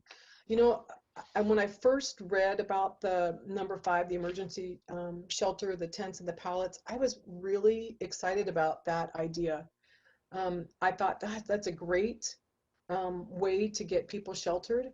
And then I started thinking about visually, where would we put something like that, and how, when you drive by it, I can't visually see how that would look. And so I'm not super comfortable with number 5. I like number 6 because it makes me think of the 209 Jackson in Phoenix, that they have a building where they have people there and they have lots of services around them. So I know that that is an awful lot of money, but I am still supportive of our staff doing some more research on that one. So I would say out of all of them, 5 is one that I'm not as excited as I was before, but I still think it's we should probably still do some of the research on it so that we are better informed the next time this comes to us. But I think these 6 shelter strategies are wonderful, the short term and the long term. I think you guys have done a wonderful job. And, anything that we can do to try to help the unsheltered people in our community and make lives better, we're doing the right thing. So you guys are doing a great job. Thank you so much. Thank you, Councilmember Garland. Because I can make some comments myself as well. Just a few things here. So I am totally comfortable with items 1, 2, and 3. And speaking more about as the emergency shelter, I'm totally great on. Number 1, the motel rooms, as I talked about before, I think obviously we've seen huge dividends already pay off from that strategy. Literally the appearance even in front of 6th Street Park and a couple other parks was noticeable. And I think the council got a lot of comments about that. So I think that's been a very effective strategy. So we should continue to do that. The expansion of iHelp services, I also think is very important. I think it's a very important, iHelp's a very important part of the continuum. And as we say, no 2 people are the same. I think we need a variety of different solutions to fit the variety of needs when it comes to our unsheltered population. So I think that working to expand iHelp, working with TCAA, I think is critical. And I think that's something I absolutely support as well. So I think it's great. Number 4, I love the notion of the motel acquisition. I think that reminds me of the Councilmember Garland mentioned this, the 209 West Jackson model in Phoenix. I like it because it's the notion of kind of an adaptive reuse project, something we could obviously take and renovate to kind of present day standards. Also, it means we don't have to go out and find new land. As we all know, in a landlocked community, finding new vacant land is very challenging and really at a premium. So finding an existing hotel or motel that someone's willing to sell or partner with us on, I think is a strategy I would really like to pursue. And also to that point, 2 other things. I think it was Councilmember Cubie that mentioned TCAA currently embarking on a capital campaign to perhaps do something very similar. Given the need and talking about 396 people from the last point in time count, I think that's something we could do in acquisition, and frankly, their capital campaign could do also a different acquisition, and that would continue to add to what we actually need. So I don't think the 2 things are stepping on one another's toes or in any kind of competing interest. I think we probably would need a couple of different acquisitions, and if we did one and a trusted community partner like TCAA did one, I think that'd be great. The other thing I think too, when it comes to this goes back to the previous conversation about park security that Councilmember Adams referenced. When we talk about motel acquisition, not only with our folks, with Care 7 and the Hope team, I think those are also opportunities for our nonprofits, TCAA, Community Bridges, Eris Foundation, and folks of that nature who are doing work in our community to perhaps partner with us on some of the service delivery if we do that motel acquisition. If we can acquire 60 rooms or 100 rooms in an existing motel or hotel, we obviously have staff who can do some of that work, but I think that would give us an opportunity to perhaps contract with some of those nonprofits I just mentioned and continue to strengthen and deepen our partnerships with them. So I think that provides a lot of opportunities. Number 5 is the only one I also, like a lot of other people on council, have a little bit of concern about, and only because I think to Councilmember Navarro's point, I think it's the visual concern. I want to make sure that whatever we're doing, is really in line with what our residents would expect. And honestly, I think I've seen a couple of these sort of pallet communities throughout the country, tiny home communities. So I think it can work, but that is I won't totally take it off the table, but that is the one off just my gut that I'm initially a little bit more skeptical about, largely because of the land issues and 2, because of the visual appearance.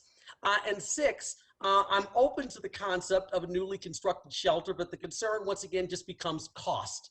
And that gets back to something that Councilmember Arredondo Savage spoke about, is trying to make sure that whatever we're doing really is humane and it fits the Tempe way. But at the same time, we're not, blowing a huge hole in the budget that causes other parts or other areas of the city in terms of other departments to suffer because we're spending too much money in one area. So I think we might be able to get to what we need with items 1 through 4, but I am definitely willing to still consider options 5 and 6, and perfectly willing for the staff to continue to go out and research these and bring us back some additional options. So I won't take anything off the table. 1 through 4, I'm completely solid, and I think I'm great on. 5 and 6, I'm a little bit more skeptical, but I'm willing to let staff continue to go forward. Councilmember Cubie. Thank you, Mr. Mayor.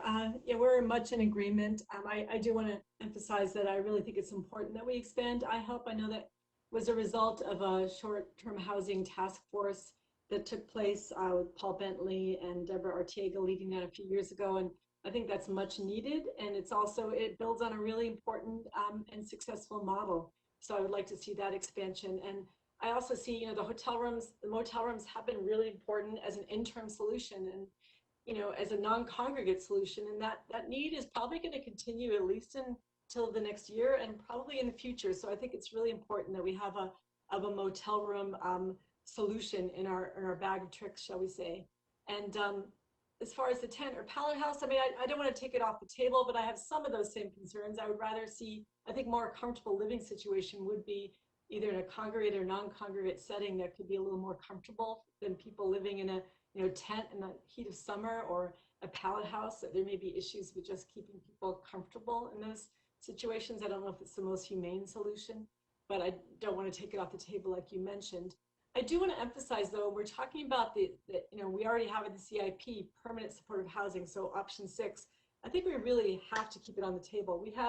Right now we're looking at short-term, intermediate, and long-term solutions for the houseless, but there are also short-term, intermediate, and long-term city solutions and budgetary aspects of that. And I think ultimately we want to get to permanent supportive housing. There are always going to be people who, through no fault of their own, will not be able to even pay a single cent to housing, or they may be limited. Maybe they're a veteran and they can pay a certain amount, but we have to provide somewhere long-term permanent housing with wraparound services. And from my understanding, at the acquisition of a motel, which is intermediate, there'll be some wraparound services, but not to the extent that the long-term permanent housing would be. So I really think we have to keep that permanent supportive housing aspect on the table. And I also want to salute our city manager, Andrew Ching. He's been leading a regional meeting with all the other city managers to talk about how we can work together with permanent supportive housing. And we know, and thank you for saying this, Councilmember Arredondo Savage, this is a regional problem, and we can't be the only city that is finding these solutions. And so we obviously want to look towards Maricopa County to help us with this, and to look at other cities to kind of be in partnership. We can't be the only city that is approaching these issues. And saluting Phoenix, I know they're taking a big bite of the apple, so I appreciate that so much. But I just want to keep especially on the table our permanent supportive housing, which we've had in the CIP for a couple of years now. I remember when Stephen Methvin called me and said, it's in there, it's in the CIP, this is something we've been building for a long time. I really want to make sure that option 6 is kept there solidly and in our planning and in our thoughts. So thank you, Mr. Mayor. Thank you, Councilmember Cubie. Any other council members have any comments before I close this up?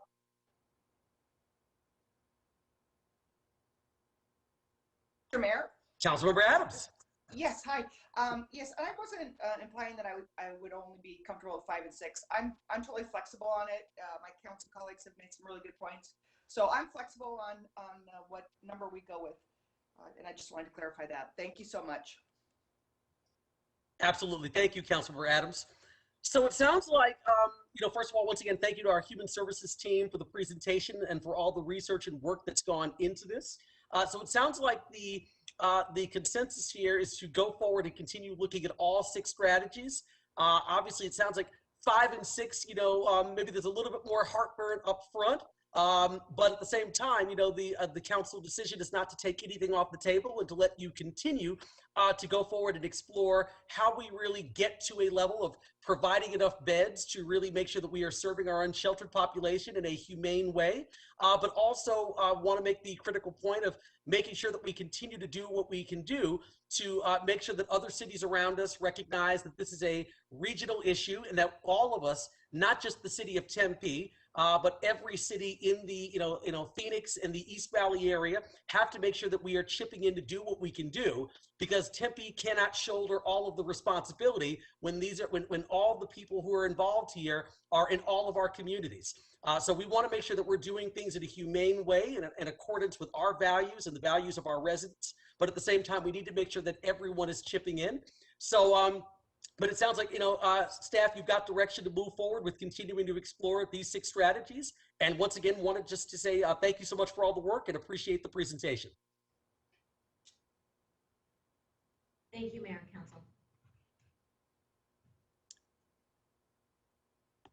Thank you. All right, next up, item 2D, Community Development Block Grant, Home Investment Partnership and Emergency Solutions Grant Fiscal Year 2021-22 Planning. And interestingly enough, I'm going to be calling someone who hasn't been up here tonight, Naomi Farrell.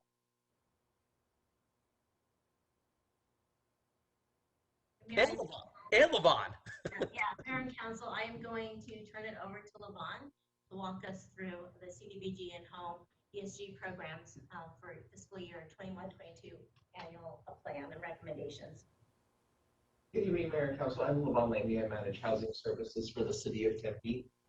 The purpose of tonight's presentation is to review the recommended activities for the funding utilization of Community Development Block Grant, Home Emergency Solutions Grant, and program income for the fiscal year 21-22 annual action plan.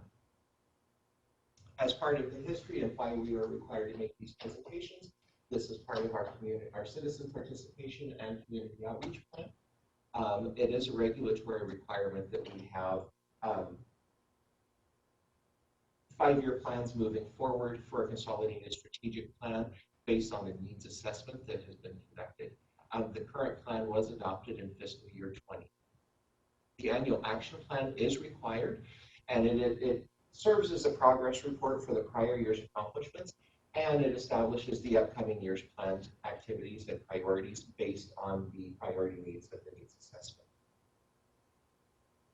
The CDBG, ESG, and home funding priorities do align with City Council Strategic Priority 4.09. We do work to achieve a housing inventory ratio for affordable workforce and market rate housing categories that meet the recommendations made for a 3-person household in the most recent study. For the fiscal year 2024, fiscal year 20 to fiscal year 24 consolidated plan, the priority needs were identified as affordable rental housing, affordable ownership, homelessness, and public service needs. In order to meet these needs, the goals were drilled down to address homelessness prevention and emergency assistance, housing assistance, housing repair, housing development and reconstruction, and emergency assistance. Moving into the CDBG activity proposal, and I would just like to remind everyone and put the caveat that these are base entitlement allocations. At any point in the future, if there was another stimulus package that included CDBG or ESG funding, that would come forward under a separate presentation. For Community Development Block Grant or CDBG proposals, we are proposing the 20% for program administration, which is $368,971. That is what we use to cover the cost of staff for running the programs, paper, pencils, and supplies. We are recommending allocating $200,000 towards public service activities. This, as a general rule, these public service activities heavily fund nonprofit partners for various homeless shelters in the area and the whole outreach team for basic assessments or basic supplies for the populations they're engaging with. The emergency repair program, which allows household, which provides emergency repairs and regular repairs for income eligible homeowners. We are recommending another allocation of $378,393. Acquisition of $847,212. Now, these are the funds that are typically utilized for the acquisition and rehabilitation or acquisition of units that are then transferred into the affiliate for permanently affordable rental housing. The workforce development for $50,000, that is the shared position between Maricopa County, Arizona at Work, and Tempe Human Services. That was a 3-year agreement, and this funding cycle will be the third of the 3-year agreement. So that would round out the proposals for the estimated 2022 fiscal year allocation of $1,844,576. For the initial home program activity proposals, again, we would like to take the 5% of the home entitlement for administration costs. Again, this covers the cost of staff salaries, paper, pencils, and supplies. That would be $32,797. Due to the extraordinary need brought on by the COVID pandemic and its continuing impact on unemployment and the broader rental market, we are proposing that all funding be allocated to continue towards the tenant-based rental assistance program of the $491,948. The home program does receive approximately $227,000 per year in program income. We are recommending that $227,000 be added to the $491 for tenant-based rental assistance, rounding out a tenant assistance of $718,948 for the year in additional rent assistance. For the Emergency Solutions Grants or ESG program, this program in and of itself is restricted federal funding. It can only be utilized towards homelessness activities and services. So we are proposing that the 7.5% of the entitlement be allocated for program administration. Again, this helps to cover the cost of staff, paper, pencils, and supplies. The homelessness prevention and street outreach would encompass the remainder of the $146,818 in that formula allocation. That does round out our initial recommendations for CDBG, home, and ESG funding. If anyone had any questions or would like any additional clarification on the funding recommendations. Great. Thank you, Levon. Any council members' comments or questions?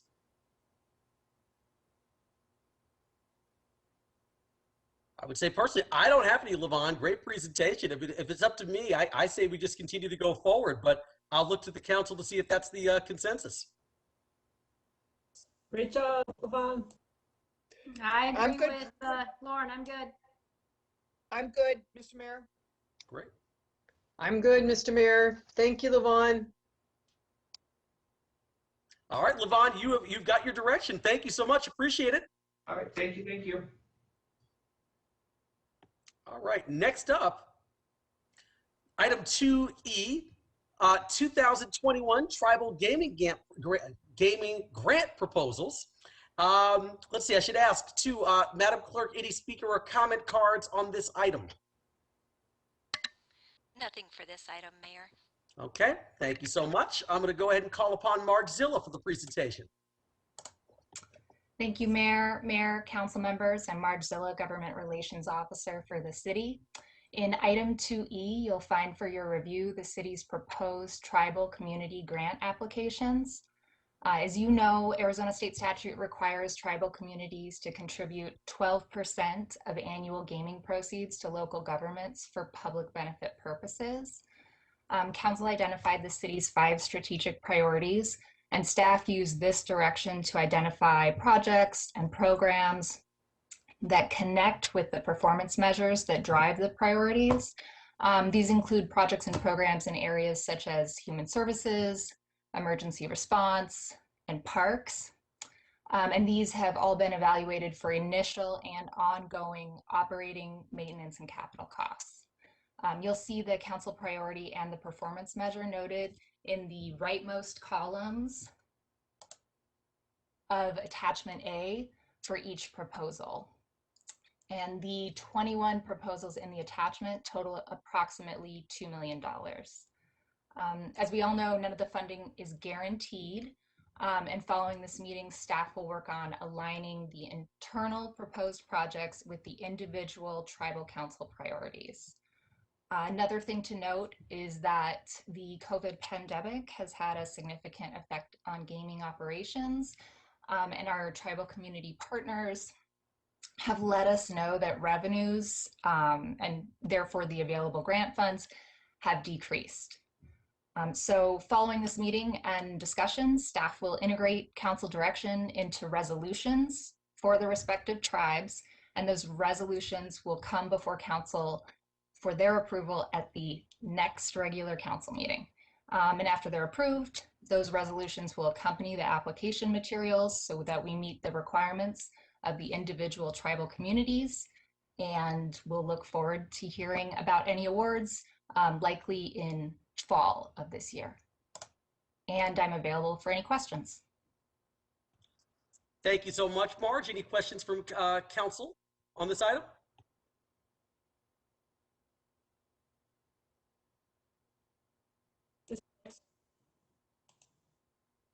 Councilmember Cubie?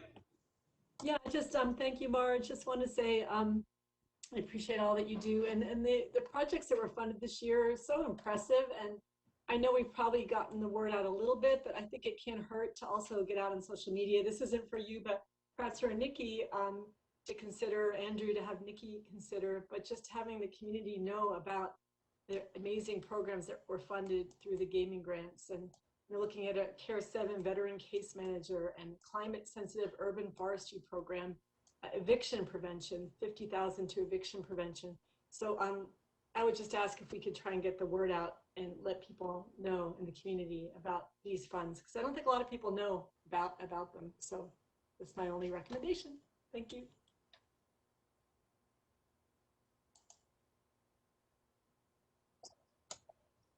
Thank you so much, Councilmember Cubie. Anyone else from council? Any comments or questions for Marge? Great job, Marge. As usual. Absolutely. Well, Marge, that sounds, oh, I see Councilmember Garland. Hi, thank you, Mayor. I just want to say thank you, Marge, also, and I agree with Lauren. I think it would be great to share the information about how these gaming grants, what they did for our community, and I think that's a great idea. Thank you, Lauren, and thank you, Marge, for putting this together and sharing it with us.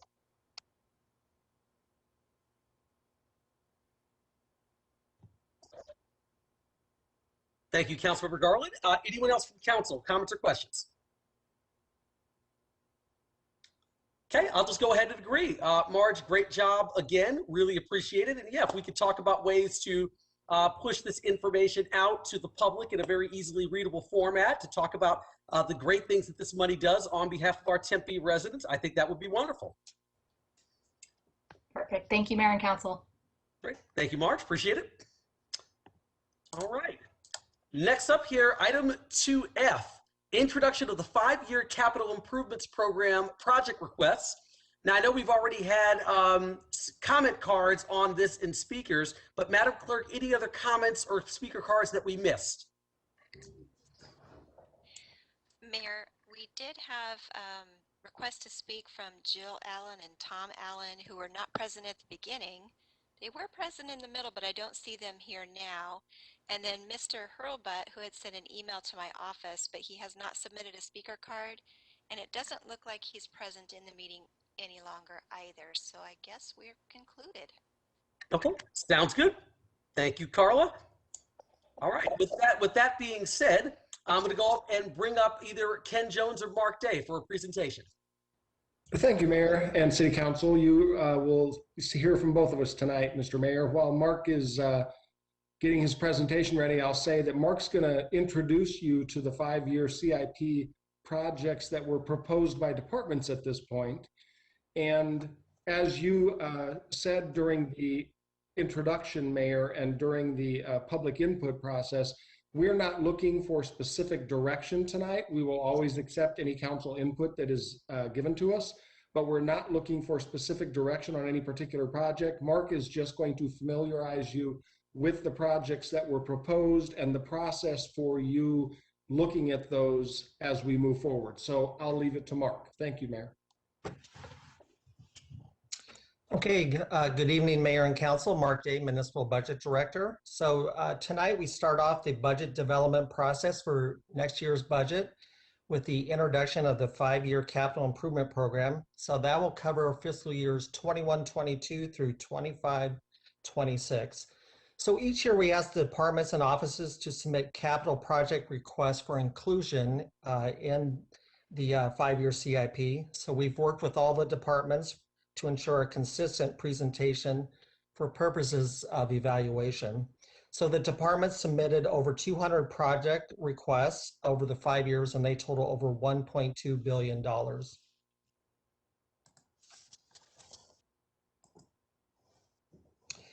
Although specific projects would address various city council priorities and performance measures, the presentation tonight at this early point in the budget process is in line with council or performance measure 2.11, which is transparency in government, and aligns with council strategic priority 2, strong community connections. So before we discuss the CIP document, we'd like to briefly review the upcoming public meeting dates and the budget development process for both the operating and the capital budget. So we are at February 18th tonight.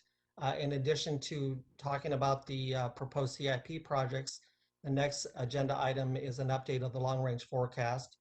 On February 24th, next Wednesday, we're going to have a virtual public forum. Then we'll be back on March 18th with our initial recommendation of the CIP, so our initial prioritization of the projects for inclusion in the 5-year CIP. So this is another opportunity for you to provide input on those specific projects that are being considered. And then on April 22nd, we have the city manager's recommended both operating and capital budget will be presented. And then we get into the more formal statutory requirements for the budget adoption process. And that includes tentative adoption on May 27th, and then final adoption on June 10th. And then the final action in the budget process will be the adoption of the property tax levy on June 24th.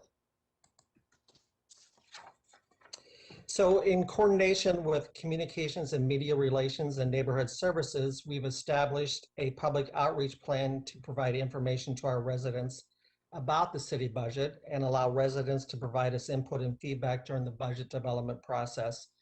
So right now, we have an online forum going, and what we do is we give residents a theoretical $100 to spend among various programs and services that are aligned to the 5 council priorities. So this opened on February 1st, and it's going to be open through March 5th. And then, as I mentioned previously, the virtual forum will be on Wednesday, February 24th from 6 to 7. We're going to go ahead and record this meeting and then provide a link out on our website so those residents that weren't able to attend, they can still receive the information. So the feedback we get from both the online forum and the virtual forum will provide to you when we come back in the budget process. So in addition to the 2 forums, we have a website that has all the lot of information about the budget process, the meeting dates, resources, and then we also use various media to promote residents' input into the process. That includes Tempe Today, press releases, and the use of social media apps. Okay, so the large document that you received in your packet. So we've strived to make this as user-friendly as possible to help you navigate through this. And so we use this document going forward as we come back to you and talk about the CIP. We'll go ahead and reference back to this document. It does contain a table of contents that links to the overall CIP program, as well as each of the 12 program summaries. So page 1 of your document is going to contain the overall summary of the entire program. And then page 2 will be an overall summary based on the proposed funding sources. And next we have a summary page for each of the major programs that links to a listing of all the proposed projects that are requested over the 5-year CIP. So you'll note that we've underlined new projects for you. So a new project to us would be a project that has never been requested, or it may have been requested in a previous year but unfunded. So I'm just going to quickly walk you through how to navigate the document. So for example, if you were on the table of contents and you clicked on the water program, it would take you to the program summary for the water program. And if you clicked on the first project, which is the Advanced Metering Infrastructure AMI system replacement, it would then take you to the project description. And there you'll see a lot of information about a description of the project, priority type, alignment to council measures, and then the proposed cost for the project, and then what the proposed funding source would be.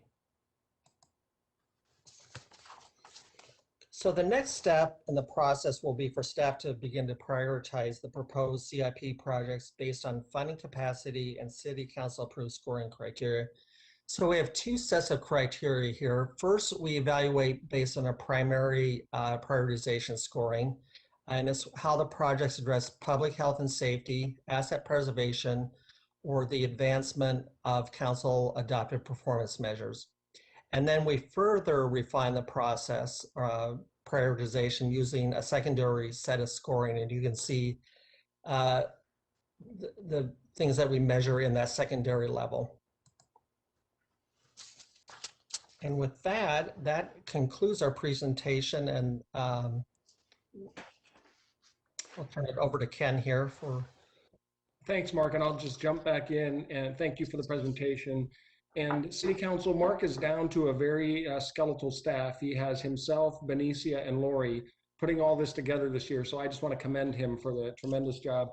He and his staff work really hard to make it as accessible as possible to both the City Council and the public to get as much information as possible. So all those direct links to the project descriptions, those all came about because City Council members in the past have said, can you make this easier? Can you make this more convenient for us? Can we get to these things more readily? And we've, Mark and his staff have accomplished all of that. So I just want to congratulate him for that. And the consistent outreach to the community to get input on the budget process. So for those people who spoke earlier and who wrote in comments, as Mark said, we have an online budget forum where you can make comments, and those will go directly to council members during the decision-making process. We also have budget presentations where we will do virtual presentations to the public and employees in different sessions, and we will take input from those as well. So if anybody in the public wanted to contact Mark or myself, we will give you as much information as we can about those projects. So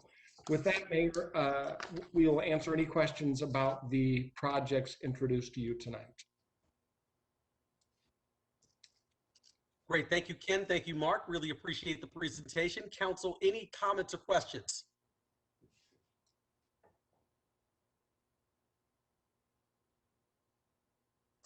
Mr. Mayor? Let's see, I'll go to Councilmember Garland and then to Councilmember Cubie. I just want to say thank you for the information that you have put together for us. I don't know what it was like in the past, but boy, I was really geeking over all these spreadsheets and all the information and the pictures and the descriptions and everything. And, I filled 2 whole pages with the page number and what it was about and what I liked about it. And so I've got my notes already started. I just want to say, I can't even imagine how much time it takes to put this together. But I absolutely loved going through it. So thank you so much. And I look forward to doing the next steps in the process. Thank you, Councilmember Garland. Great, thank you, Councilmember Garland. Councilmember Cubie. Thank you, Mr. Mayor. So last year there was, considerable public pressure that we should somehow cut our budget. Some folks were asking for a 40% cut for police, for example. And at that time, I remember talking to a lot of residents and trying to explain that that's not the way cities do budgets. We decide on our operations and then we decide how those operations should be budgeted. So it's not just, we don't say to a department like cut by 10%, cut by 20%. We decide what are the operations, where should they be, and we budget accordingly. So I imagine, I think our budget will be under increased scrutiny. I think people are becoming more engaged in that process. So I imagine in that forum, you'll kind of do an overview and explain how the budget process works and how the public input works as well. And to also explain about the participatory democracy, the budgeting that we do with our Marion Quarter grant and in other ways, and how we seek the public input. So I know that your explanations at the time back in May and June, Ken, were so clear. So I imagine that will be part of the discussion, explaining how the budget works and how, say, operations drive our budgeting. Thank you, Councilmember Cubie. And I'll just say, I think we are way ahead of where we were several years ago. And the City Council demonstrated that tonight as you talked about important subjects like facilities, maintenance, homelessness, park safety, affordable housing. Without exception, you focused on what the outcomes were and how we were going to achieve those outcomes. And it isn't a matter of shifting funding or trying to do equal funding for one project or another. It's really focused on the outcomes. And I think our public has come to understand that. And people who contact me, and Councilmember, you'll recall, at one point there was the term participative budgeting, and it's still around, but it meant something completely different. Some cities said, yeah, we'll do participative budgeting. Out of our $1 billion budget, we're going to give you $5,000 to spend however you want.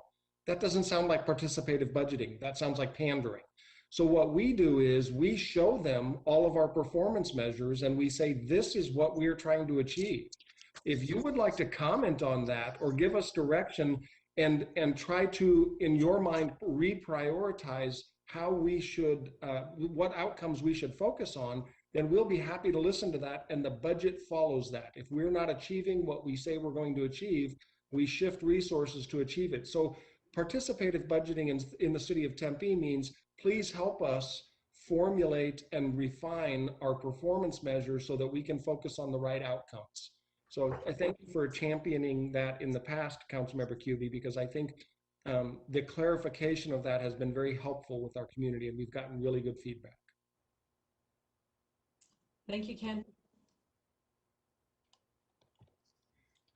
Thank you, Councilmember Cubie. Let's see, Councilmember Arredondo Savage. Hey, right on. Thank you, Mayor. And you know what, Mayor, I think you kind of remember this too. I just want to give a shout out to Ken Jones, right? I always like to put him on the spot just a little bit, but you know, our ability to actually reach out to our community and to do these public forums, I mean, it really started with you. I remember one of the very first ones you ever did, and I think there was like 4 or 5 residents in the audience, but you know, the ones that were there really appreciated the opportunity to learn about the budget because it is super complicated. Just like Councilmember Garland said, there is a lot to understand and know, and I want to just give you a shout out, Ken, for your work to really kind of take it to a completely different level, not only with our residents, but also with our employees and helping them understand how the budget works and getting their feedback too. I mean, we've definitely come a long ways.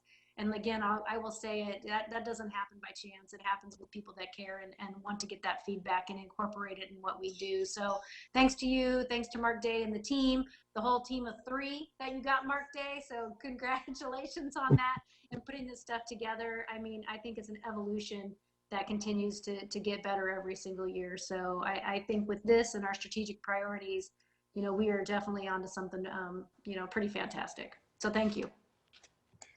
Thank you, Councilmember. We look forward to the days when we can get back out and shake hands and eat cookies with people and not communicate over the internet. I don't remember there being cookies, but if there are, got them there. So so Councilmember Arredondo Savage, if there's a crumble cookie there, you might just be there. Is that answer? Yeah, you got it. You know what? Hey, Mark Day, if you need an assistant, I'm there for you.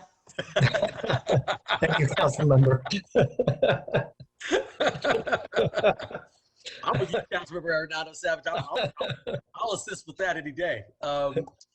Let's see, Councilmember Adams. I'm sorry, Mr. Mayor. I forgot to put my hand down. Oh, so no worries. I'm okay. Thank you. It sounds good. No worries. Thank you. Any further comments from council? All right, hearing none. No, once again, Ken, Mark, great presentation. Thank you so much, and obviously appreciate that you're going to be sort of taking this budget process on the virtual road here, February 24th, 6 p.m. I believe. So just, I would encourage any members of the public who are currently watching, make sure you attend that budget forum and make sure you provide us with your thoughts and feedback. So once again, really appreciate the residents watching this presentation. And Ken and Mark, thank you so much for putting this together and for the great job that you always do. Thank you, Mayor. We'll stay on board here and move right into the next one. All right, let's keep rolling. Let's see, item number, let's see here, 2G, which is the long-range financial forecast update. Ken? Thank you, Mayor. Again, Ken Jones, Deputy City Manager, CFO. And as you know, Mayor and council members, we typically update our financial forecast for the last time in February before we start the formal budget process. So this is where we develop context around our budget, because we know we only do an operating budget for 1 year and a capital budget for 1 year, and then capital planning for 5 years. But this is really establishing the context of saying, what can we budget for next year and still maintain financial stability? So this is the last forecast as we move into the budget session. Next slide, Mark. So obviously, the strategic priority that is addressed here is financial stability and vitality, and it's critical to do these forecasts and take the temperature of the economy on a regular basis in order to maintain our bond rating and to maintain our fund balance policy. So that's what we're targeting here with this. Mark, next slide, please. So there are a lot of assumptions that are in your packet, much more detailed assumptions, but I'll just talk about a couple here tonight. So we know that the economy is not completely stable right now. With the pandemic going on, we aren't sure exactly where it's going to go. However, we should recognize that the federal stimulus that was put into place in 2 different distributions, as well as some of the additional funding for unemployment and things like that, really did what it was supposed to do, and it prompted consumer spending that we didn't depend on. So we think that there is another economic stimulus coming. We're reading the tea leaves here, and we believe that's the case. We think it will bolster consumer spending again. And so that's a couple of the assumptions that we're really depending on right now, and that have led us to a much more positive forecast than we gave you in November in the first forecast. Next slide, Mark. So there have been a lot of things that have impacted the forecast recently. I just want to touch on a couple, and that is, as I said, the federal stimulus definitely impacted what we were forecasting in terms of revenue, both the direct payments to folks and the unemployment benefits. I want to talk about a couple other things, though, that we haven't talked about in the past. One, we have been estimating what kind of revenue we might get if recreational marijuana were approved by the voters, which it was. And we now have included in the forecast some amount there over the remainder of the forecast over the next 5 years that we think could happen. But anytime you have a new revenue source, it's a little bit difficult to estimate that. And another example I'll give that's not listed here that you're aware of is there was a Supreme Court case, the Wayfair case, that made it much easier to collect sales tax revenue from online sales. That couldn't have come at a better time. With all of the online sales that have been going on during this pandemic, we had to estimate who would comply with the new Supreme Court ruling, in what amounts might we see increases to sales taxes from online sales, and who would just ignore the ruling and try to get by without reporting that. And I'm happy to tell you that the revenue that has come in from online sales during this pandemic has really bolstered our revenue. And that's something that has impacted the forecast significantly. Next slide, Mark. So just a couple highlights in the general fund. We know that we made budget reductions last year at this time, and I'll say that those worked out very well for us, because we still have 52 positions that are frozen, but we also know that some of our programs and services were scaled back so that it only made sense to freeze positions. If you didn't freeze positions and you cut back on your services and programs, then you're probably overstaffed. The trick was to shift staffing to the areas that didn't see a decline in their demand and try to bolster those areas that still had to provide the same level of services. But that has put us in a very, very good spot where we were projecting that we were going to spend down our fund balance significantly, and we made those cuts to try to stabilize that. We have and have actually seen a little bit more revenue come in than we had anticipated, and we're in a very good spot this year. Next slide, Mark. This is just a chart that we showed you in November, and we've added the last few months to show you, and I'm just going to describe this. There are two different axes here. The axis on the right in blue represents the blue line in millions of dollars. So that's total general fund revenues. And if you look at the dotted blue line, that is the trend that is calculated by Excel to this model. And you can see that total general fund revenues, although they aren't increasing at the rate that they were before the pandemic, are actually still on a long-term positive trend. If you look at the other two lines, which relate to the left axis, you know, so the restaurant activity sales tax in orange and the green line, which is hotel activity, they relate to the left axis. So, you know, less than $1 million in most cases. But if you look at those are continuing to trend downward. As I said, we were fortunate enough that a lot of the online sales made up for some of this and put us in the spot we are. But I think it's important for you to see just how steep the decline was in sales tax revenues coming from hotels and restaurants at the beginning, back in March and April of 19, and then how they started to come back up as the stimulus came in, and then they took another dive. So besides the stimulus, it has a lot to do with consumer confidence and going to restaurants and hotels and rules put into place and things like that. But we know that the stimulus had a significant impact on that. Next slide. So this is where we get to the detail, and this is not a recommendation. This is just a snapshot of our interactive model that we use. It's a what-if model that says, you know, what if we spent this much next year? How would that affect our revenues and expenditures in the left chart and our general fund balance in the right chart?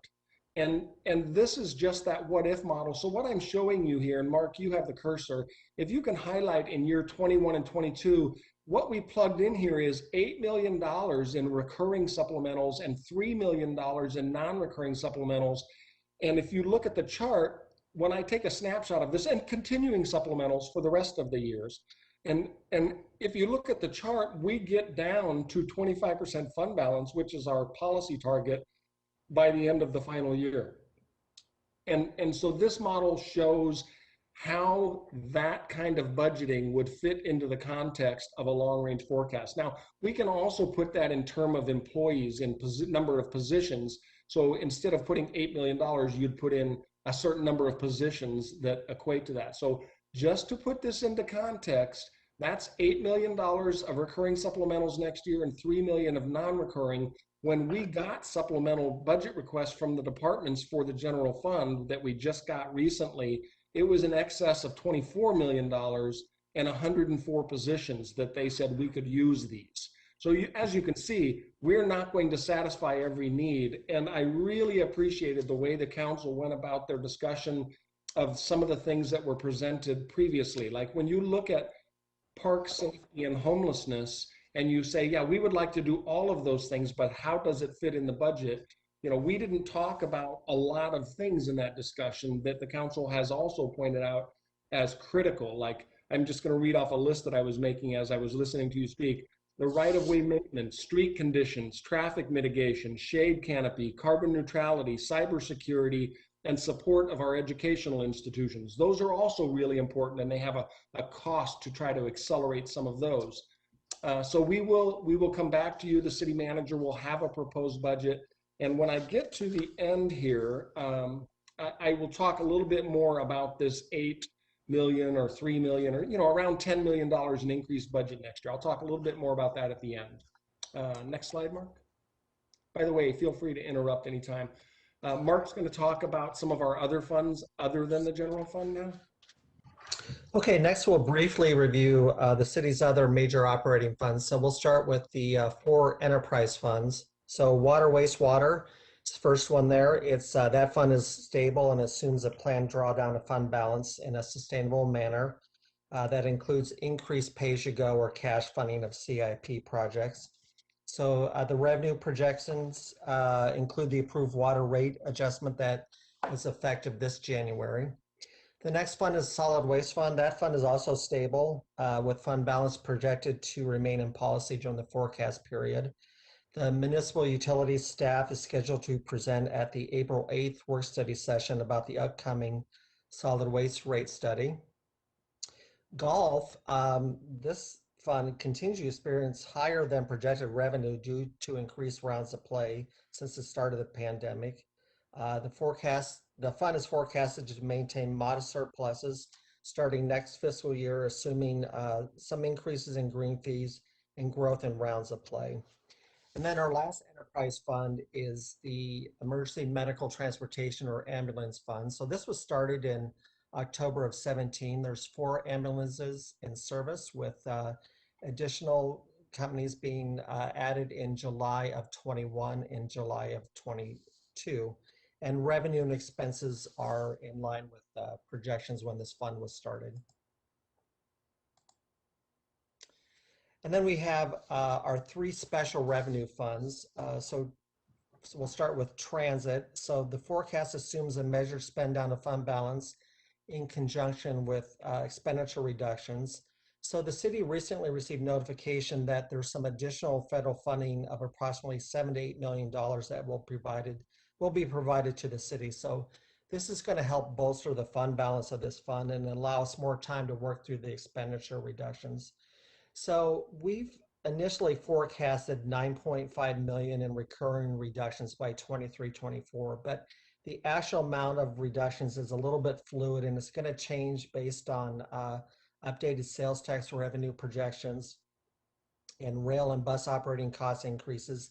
And as Ken mentioned, there's maybe potential future stimulus funds. So the budget office, we're working closely with engineering and transportation on the amount of necessary reductions to stabilize this fund for the long term.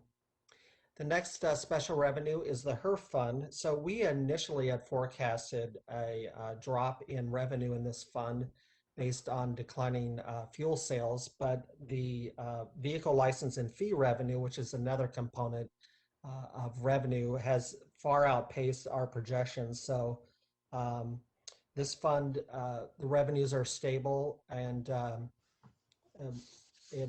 projections have improved since our when we came to you last November. And then lastly, we have our Arts and Cultural Fund. This is formerly called the Performing Arts Fund, but it changed to the Arts and Cultural Fund with the new tax that was effective January of 21. So although facility revenue is not anticipated to return to pre-pandemic levels in the near term, modest tax growth revenue projections and the budget reductions that were made this fiscal year have stabilized this fund. So the forecast does include the transition of some general fund funded programs to the new Arts and Cultural Fund, and future planning for the tax includes CIP projects and expanded services and programming.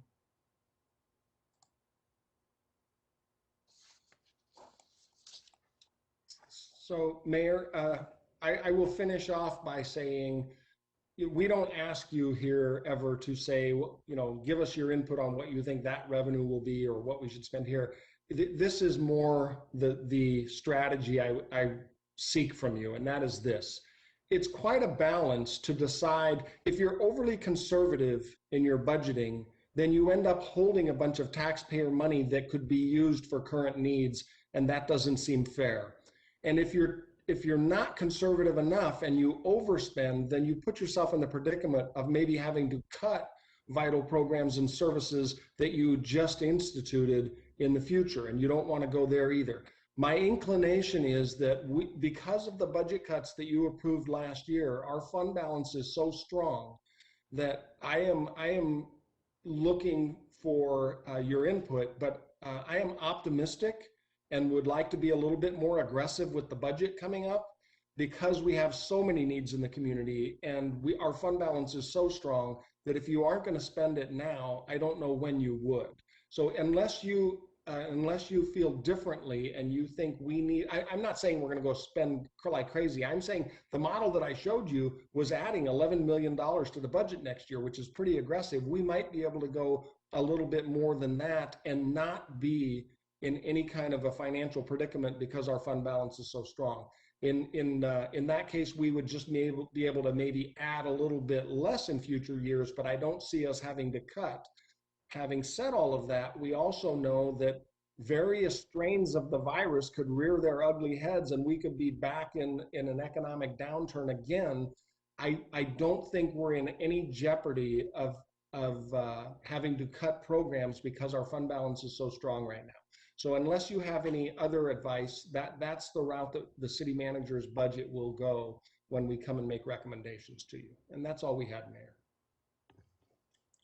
Great, thank you, Ken. Thank you, Mark. Let's see, any council members' comments or questions on the question on the screen here? Any recommended changes to the proposed financial strategies? Or, let's see, Councilmember Navarro.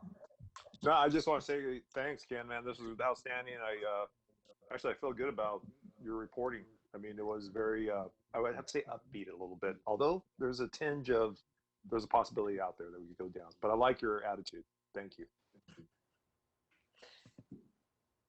Thank you, Councilmember Navarro. Any other council members, comments, questions? Councilmember Mayor. Tempe. Yes, Councilmember. I can wait. Go ahead. No. Actually, you go first. Oh, okay. Copy that. Yeah. Oh, Ken, I like your attitude too. Nice. I agree with Joel.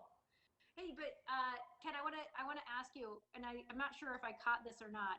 I know we did the budget cuts. Are you talking about the additional 8 to 10 million? But does that include putting back those cuts that we've already made, or no?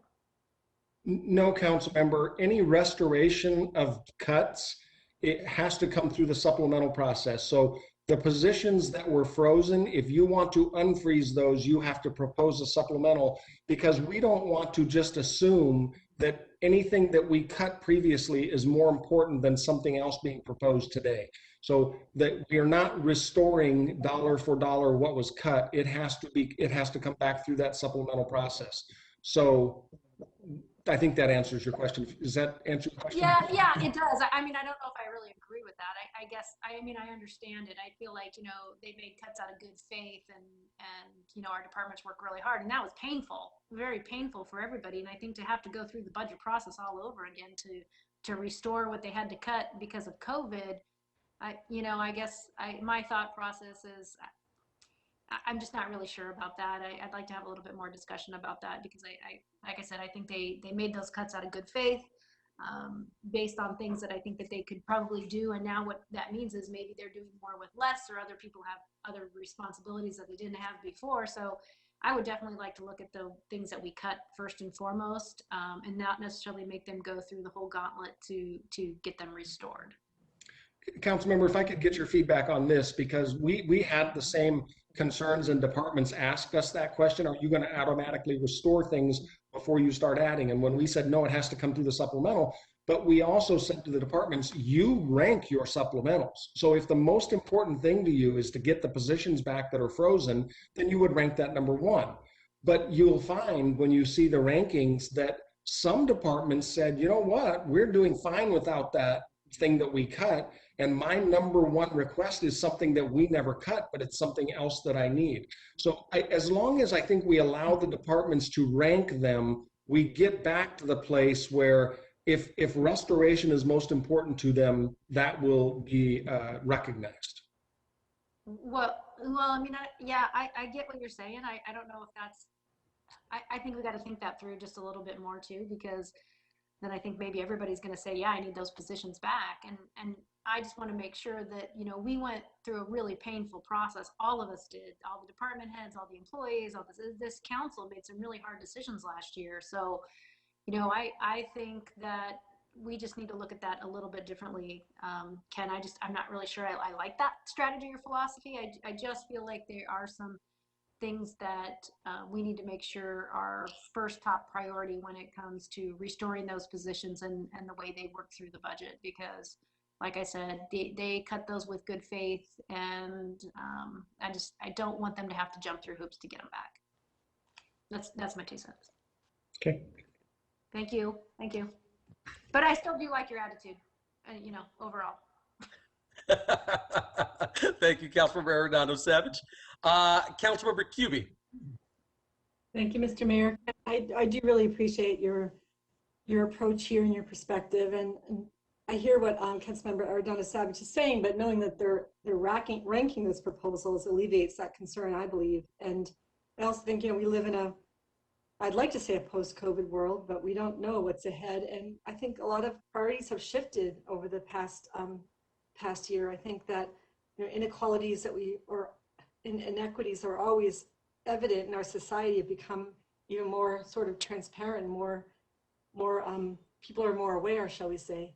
So I do really appreciate the approach you're taking, and I'm glad that there's an upbeat forecast, and I'm hopeful for increased aid to cities and towns. We know that currently the Biden administration is proposing aid to cities and towns with populations under 500,000, and that previously only Mesa, Phoenix, and Tucson, and the counties of Pima and Maricopa County got that direct aid, and we had to kind of scrunch for. We got certain aid from the state, but there was also aid that was held back and placed in the general fund, in the state budget.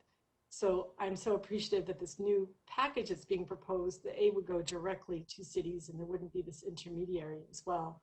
I think that's important, and the restrictions wouldn't be as onerous as well. So I really appreciate your perspective, and I'm looking forward to the budget process and reflecting the values of our residents in that process. Thank you. Thank you, Councilmember Cubie. Next up, Councilmember Adams. Yes, thank you, Mr. Mayor. Yes, I have a few questions. I was wondering, you said that the HERF funding had not gone down like you had anticipated. I believe Mark said that. What percentage of funding, where are we as compared to last year with HERF funding?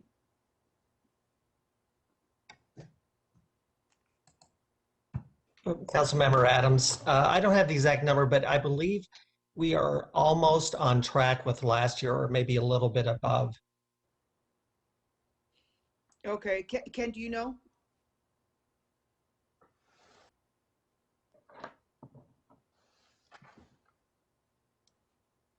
Okay, sounds like I lost Ken. Okay, thanks, Mark. I guess the reason I'm asking about the HERF funding, as you know, I'm very familiar with the HERF funding, and I've gotten a lot of reports of people wanting speed bumps in their neighborhoods because cars are driving so fast, and sidewalk are breaking down and things like that. So I guess I would just like to really look at that and see how much more money we can get out into the community to slow our traffic down, make it a safer environment for our families and dog walkers and everyone else that's walking on the sidewalks and the streets. So just really look at that since we are doing better than I expected. I also agree with Councilmember Arredondo Savage about the positions and having the departments having to go through everything again with the supplemental process. I obviously went through those supplemental processes many, many times, and it's quite time consuming for staff. And if we have positions that we know that the departments were nice enough to put on freeze for us, I think that we should make it easier for them to unfreeze those positions and move forward with our organization. And I'm anticipating that we're going to get up and running here in the next, hopefully 6 months or so. And I would like us to be properly staffed and not have those department heads have to go through all of that again. Obviously, if there's new positions, then they do have to do the supplemental process, but I hate to drag them through that again. So I don't know, Ken or Mark, do you want to comment? I will comment. Mark, you're still sharing your screen. I don't know if you mean to go through all those files. I think you can unshare. But Councilmember Adams, I did look, and the transportation fund from 1920 to current 2021 we anticipate will go down by 5.9%. but then we expected to jump back up by a lot more than that next fiscal year. So although we saw a decline, we didn't see the large decline that we had anticipated. Okay, well, that speaks to my point about the residents, you know, really having some tough areas that they're having high speed, you know, on the streets and bad sidewalks. So I just would like us to really be, really look at that and examine those areas.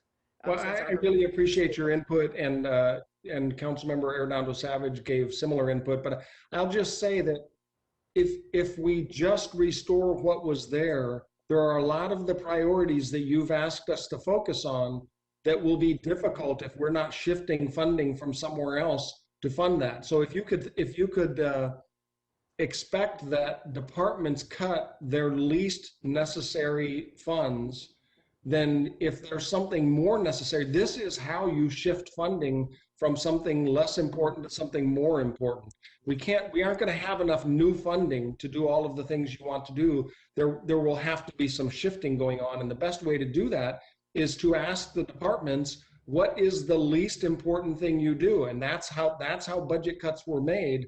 And to restore those all would probably mean we have no supplemental budgets to do anything new. So I would just remind you that this is a healthy process of looking at everything you do and comparing what is most important. If you're never cutting funding from anything you ever do, I think that's a mistake.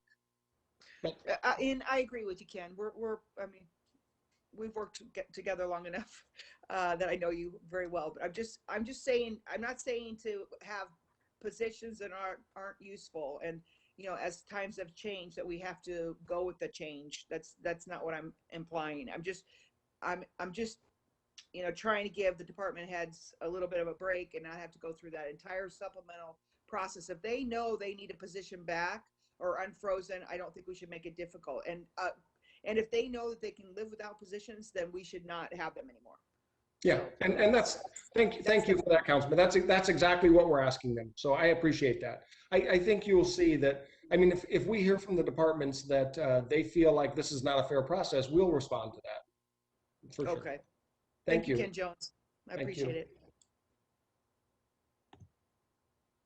Thank you, Councilmember Adams. Let's see, any other council members' comments or questions on this item?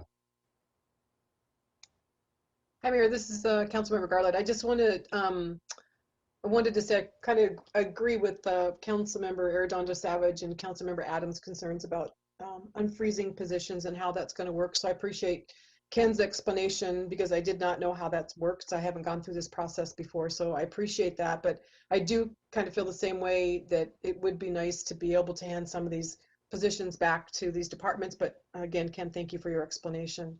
I do want to say we're publicizing the heck out of this meeting that's going to be coming up on the 24th. Do we already have this information? And I'm sure we probably do, that people can attend this meeting, because I attended 2 last year and they were great. I really appreciate you, Ken and Mark, for what you guys were able to do to explain this big, huge, amazing budget that we work with into items and sections that people can understand, and that really the people that were attending, the residents that were attending, were really taking part in the conversation. And I thought that was so incredibly important. And it's such a valued time to spend with them. And I just want to say thank you. And I just hope as many people as possible take part in this. So thank you. Thank you, Councilmember. Nikki's group has been advertising for a while, as well as Shauna Warner in Neighborhoods is really working hard and helps us put on that meeting. So she will get the word out to the neighborhoods as well. Great, thank you, Ken. Any other council members, comments, questions?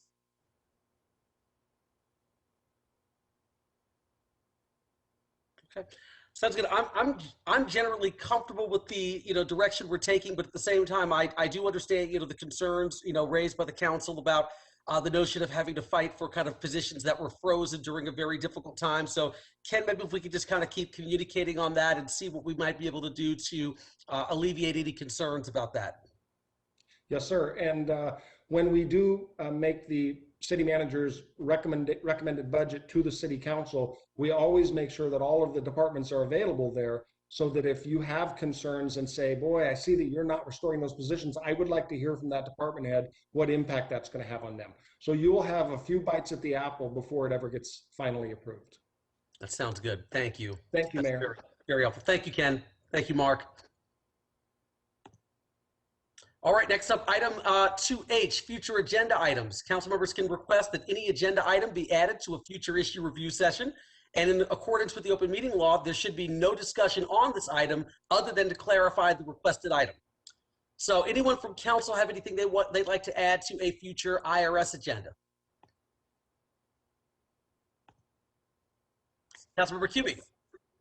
Yes, Mr. Mayor, I do. About, oh gosh, was it like a year and a half ago, we passed our accessory dwelling unit ordinance and we changed our guest house restrictions as long as it used to be that you could only build a guest house if you had property over 15,000 square feet. Your lot was that big, and we reduced that to 8,000. And then we changed our ADU ordinance to kind of encourage and spark ADUs in areas of the city that already were MU4, I believe, or had multifamily housing. So given that it's been a year and a half, I'd love to see what the results were of that ordinance, if it needs to be tweaked or it needs some kind of addition. I'd just like to see if there have been any positive results or if we could do more and change it and make it even better. So I'd just like to see a review of the ADU change that we made and guest house change and see what the results have been since that time. Okay, sounds good. So staff, can we get a review of the accessory dwelling units in a future issue review session? I guess I could just also work with staff and Brianne to find out when the appropriate time to calendar that might be.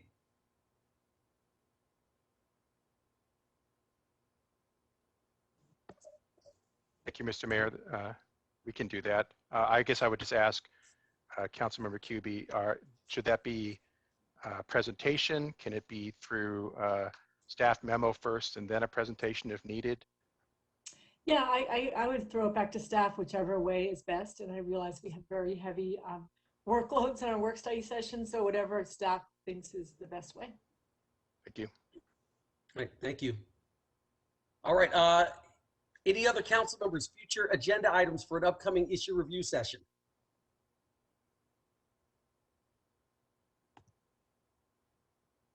All right, hearing none. The next item on the agenda is the call to the audience for committee of the whole items listed under section 4A. Audience members will have up to 3 minutes to address the city council. Madam Clerk, any comments or speaker cards or comment cards received from the public? Mayor, nothing for the committee of the whole, sorry. Okay, that means we're going to go past item 3 and go to item 4. Item 4A is council committee work plans ready for city council direction.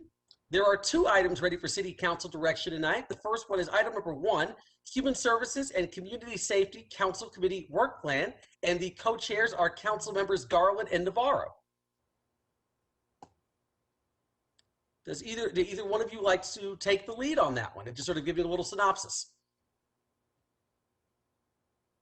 Thank you, Mayor. I'll just shoot off real quick. I mean, obviously, we're excited about getting this group together to take on some of the safety and homeless issues that are out there and just general health for the city of Tempe. So we will be tackling a few topics to try to get this group going, and enjoying that staff is going to be helping us out with this plan as we go forward and get us on track. So thank you. Thank you, Councilmember Navarro. Anything, Councilmember Garland? Yeah, I just want to say that it's already just getting this down on paper and working with Joel and Tim and Kristen has already been, it's just so exciting to know that we're going to get this process started. I like the priorities that we have set for us for this coming year, and I'm really looking forward to taking part in this and then having people from the community work with us to reach these goals and do everything we can to make things better in Tempe. So thank you. Thank you. All right, excellent. So sounds like, is everyone okay with Councilmember Garland and Councilmember Navarro's work plan moving forward? And actually, everybody good? Yes. Yes. All right. Good. I am most definitely good as well. So, okay, that is approved. Next up, item number 2 here, Sustainable and Livable Communities Council Committee Work Plan, and the co-chairs are Council Members Jennifer Adams and Lauren Kuby. Yes, Mr. Mayor, thank you. I think I'll go first and then Lauren will jump in here. Councilmember Kuby and I are excited to bring forward our annual work plan for the Sustainable and Livable Communities Committee for council approval with 4 key priorities. We've already met with some key staff and taken a look at the various topics that might fall under the umbrella of sustainable and livable. And what we quickly realized was that that is different for everyone as they define things differently, particularly when it comes to livability.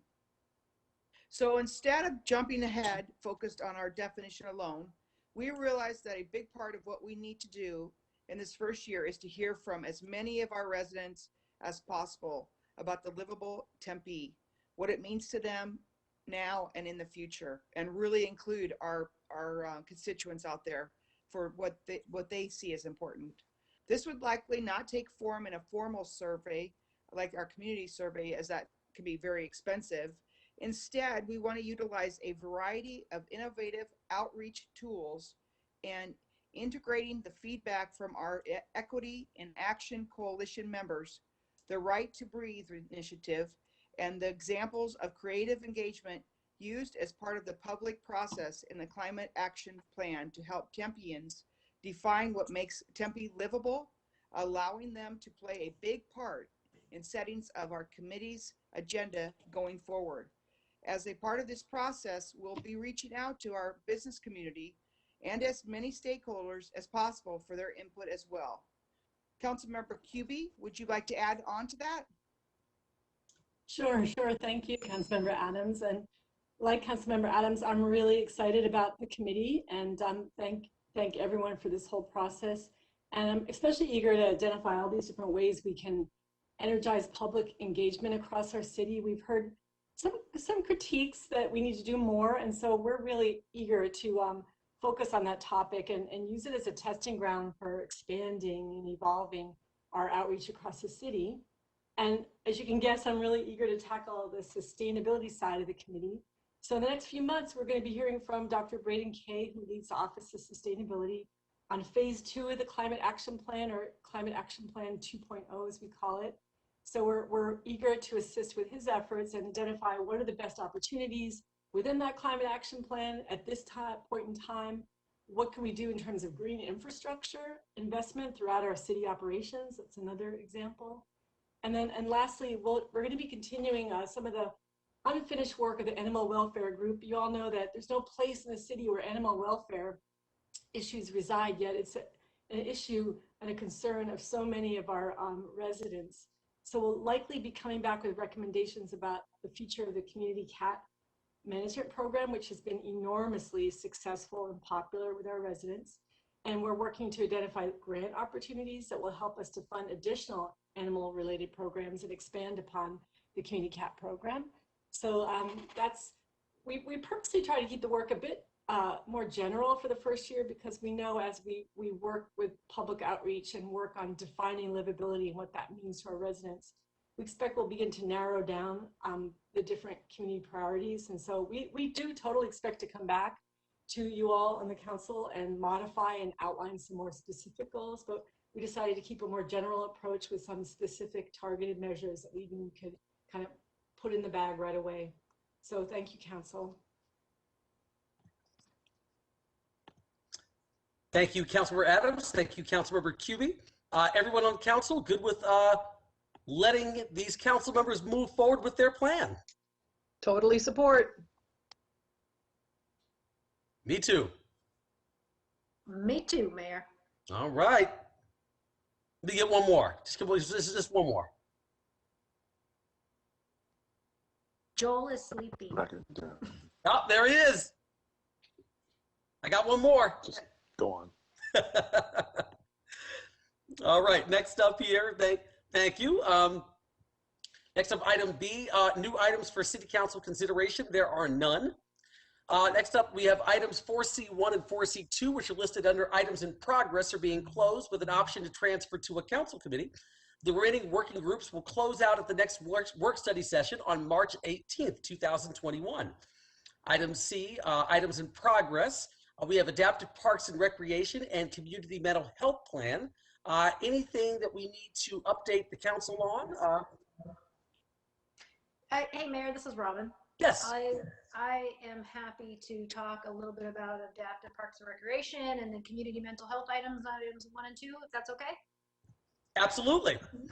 All right. First and foremost, I know this has been, both of these committees have been something that's been, really truly passionate for me, something I've really enjoyed working on. And I want to say thank you to Councilmember Kuby for working on the working group for the adaptive parks and recreation. So thank you so much for doing that. And so some of you may not know, like Doreen, I know you haven't been here that long, but this group actually started in 2017 and has continually made strides over the last years about just really trying to be a more inclusive city. So one of the things that came out of this group, if you guys remember, is thanks to the parks staff, we actually created an inclusivity playground manual, which actually provided a good blueprint for our parks as they were getting remodeled and upgraded to incorporate adaptive type, all abilities type of equipment. So thanks to the parks department, we actually now have 16 park playgrounds that meet the inclusivity index, which is pretty dang cool. So thank you for that work. And then from there, we actually started working with the Strategic Management and Diversity Office, and we said, we need to really understand what inclusivity looks like. What does that mean, not only to us internally, but to our residents? So we held our very first ever Advancing Abilities and Inclusion Focus Group meeting, which I want to say thank you to the staff and our frontline staff members, as long as our supervisors and directors. Thank you for being there. We actually had a really good group. I know Lauren was there too. We had 60 members being able to come and share their ideas and thoughts of what we could do better as an organization internally, and came up with some really amazing things. So I want to give a shout out to Jonay and Rosa for all their work for pulling that together. I mean, it feels like 2020 is just like a big, huge gap in a lot of ways. And that was such a long time ago, but such an amazing event that came up with some really great outcomes. And I want to thank you for that. And one of the biggest things that we learned from that, there is a report, and if you want to see it, we'd love for you to read it, was, a lot of our city employees just want to know how to properly interact with people who have disabilities and development involvement within their processes and what they're doing and their different policies. So there was a list of things that we wanted to learn, and then what was the next step. And if Lauren probably remembers, the next step would be to go out to the community and ask them, hey, what does this mean to you? What does it look like to you? What can we do better? What are we doing well? And unfortunately, because of COVID, we weren't able to follow in those. We weren't able to follow up and complete our mission. So I know we need to transition to a committee, and with thought from staff and things like that, and the involvement with Lauren, I would ask that, possibly Lauren and Jennifer open up their committee to take on this item. If that's something that you would like to do, it would be greatly appreciated. So that's what I have for C1, Mayor. Councilmember Arredondo, I would love to take it on, so I'm all in. And I could add first, thank you, Councilmember Arredondo Savage, and just it was great working on that working group with you. I learned from the masters. So thank you so much, and your compassion and caring for those those in need does not go unnoticed. And yes, we'd be glad to take it on. And I think perhaps with our livability survey that we'll do, if it's online or however we engage, that could definitely be a topic that we include, and we could accomplish that in that way. So thank you so much. We're happy to take it on. Awesome. Thank you so much. I really do appreciate that. I know you guys are going to do great things when it comes to public engagement, and this is one of those things I think we definitely need to learn more about. So I leave it in your hands, and grateful for your continuation of that work. So thank you. And then the other committee, I want to just say thank you to Councilmember Adams that we were working on, is the Community Mental Health Working Group. And kind of one of the same things, situations, is we got a really hot, fast start. though it was really hard because we have fantastic working group, a stakeholder group, pulled everybody together and really just talked about what we can do to address mental health within our community. And even though we started in August of 2018, we were able to make some strides and come up with some key points of things that we can work on in the immediate area, and then what we could do long term. And one of the things that we had decided was really important for us to really work with our youth.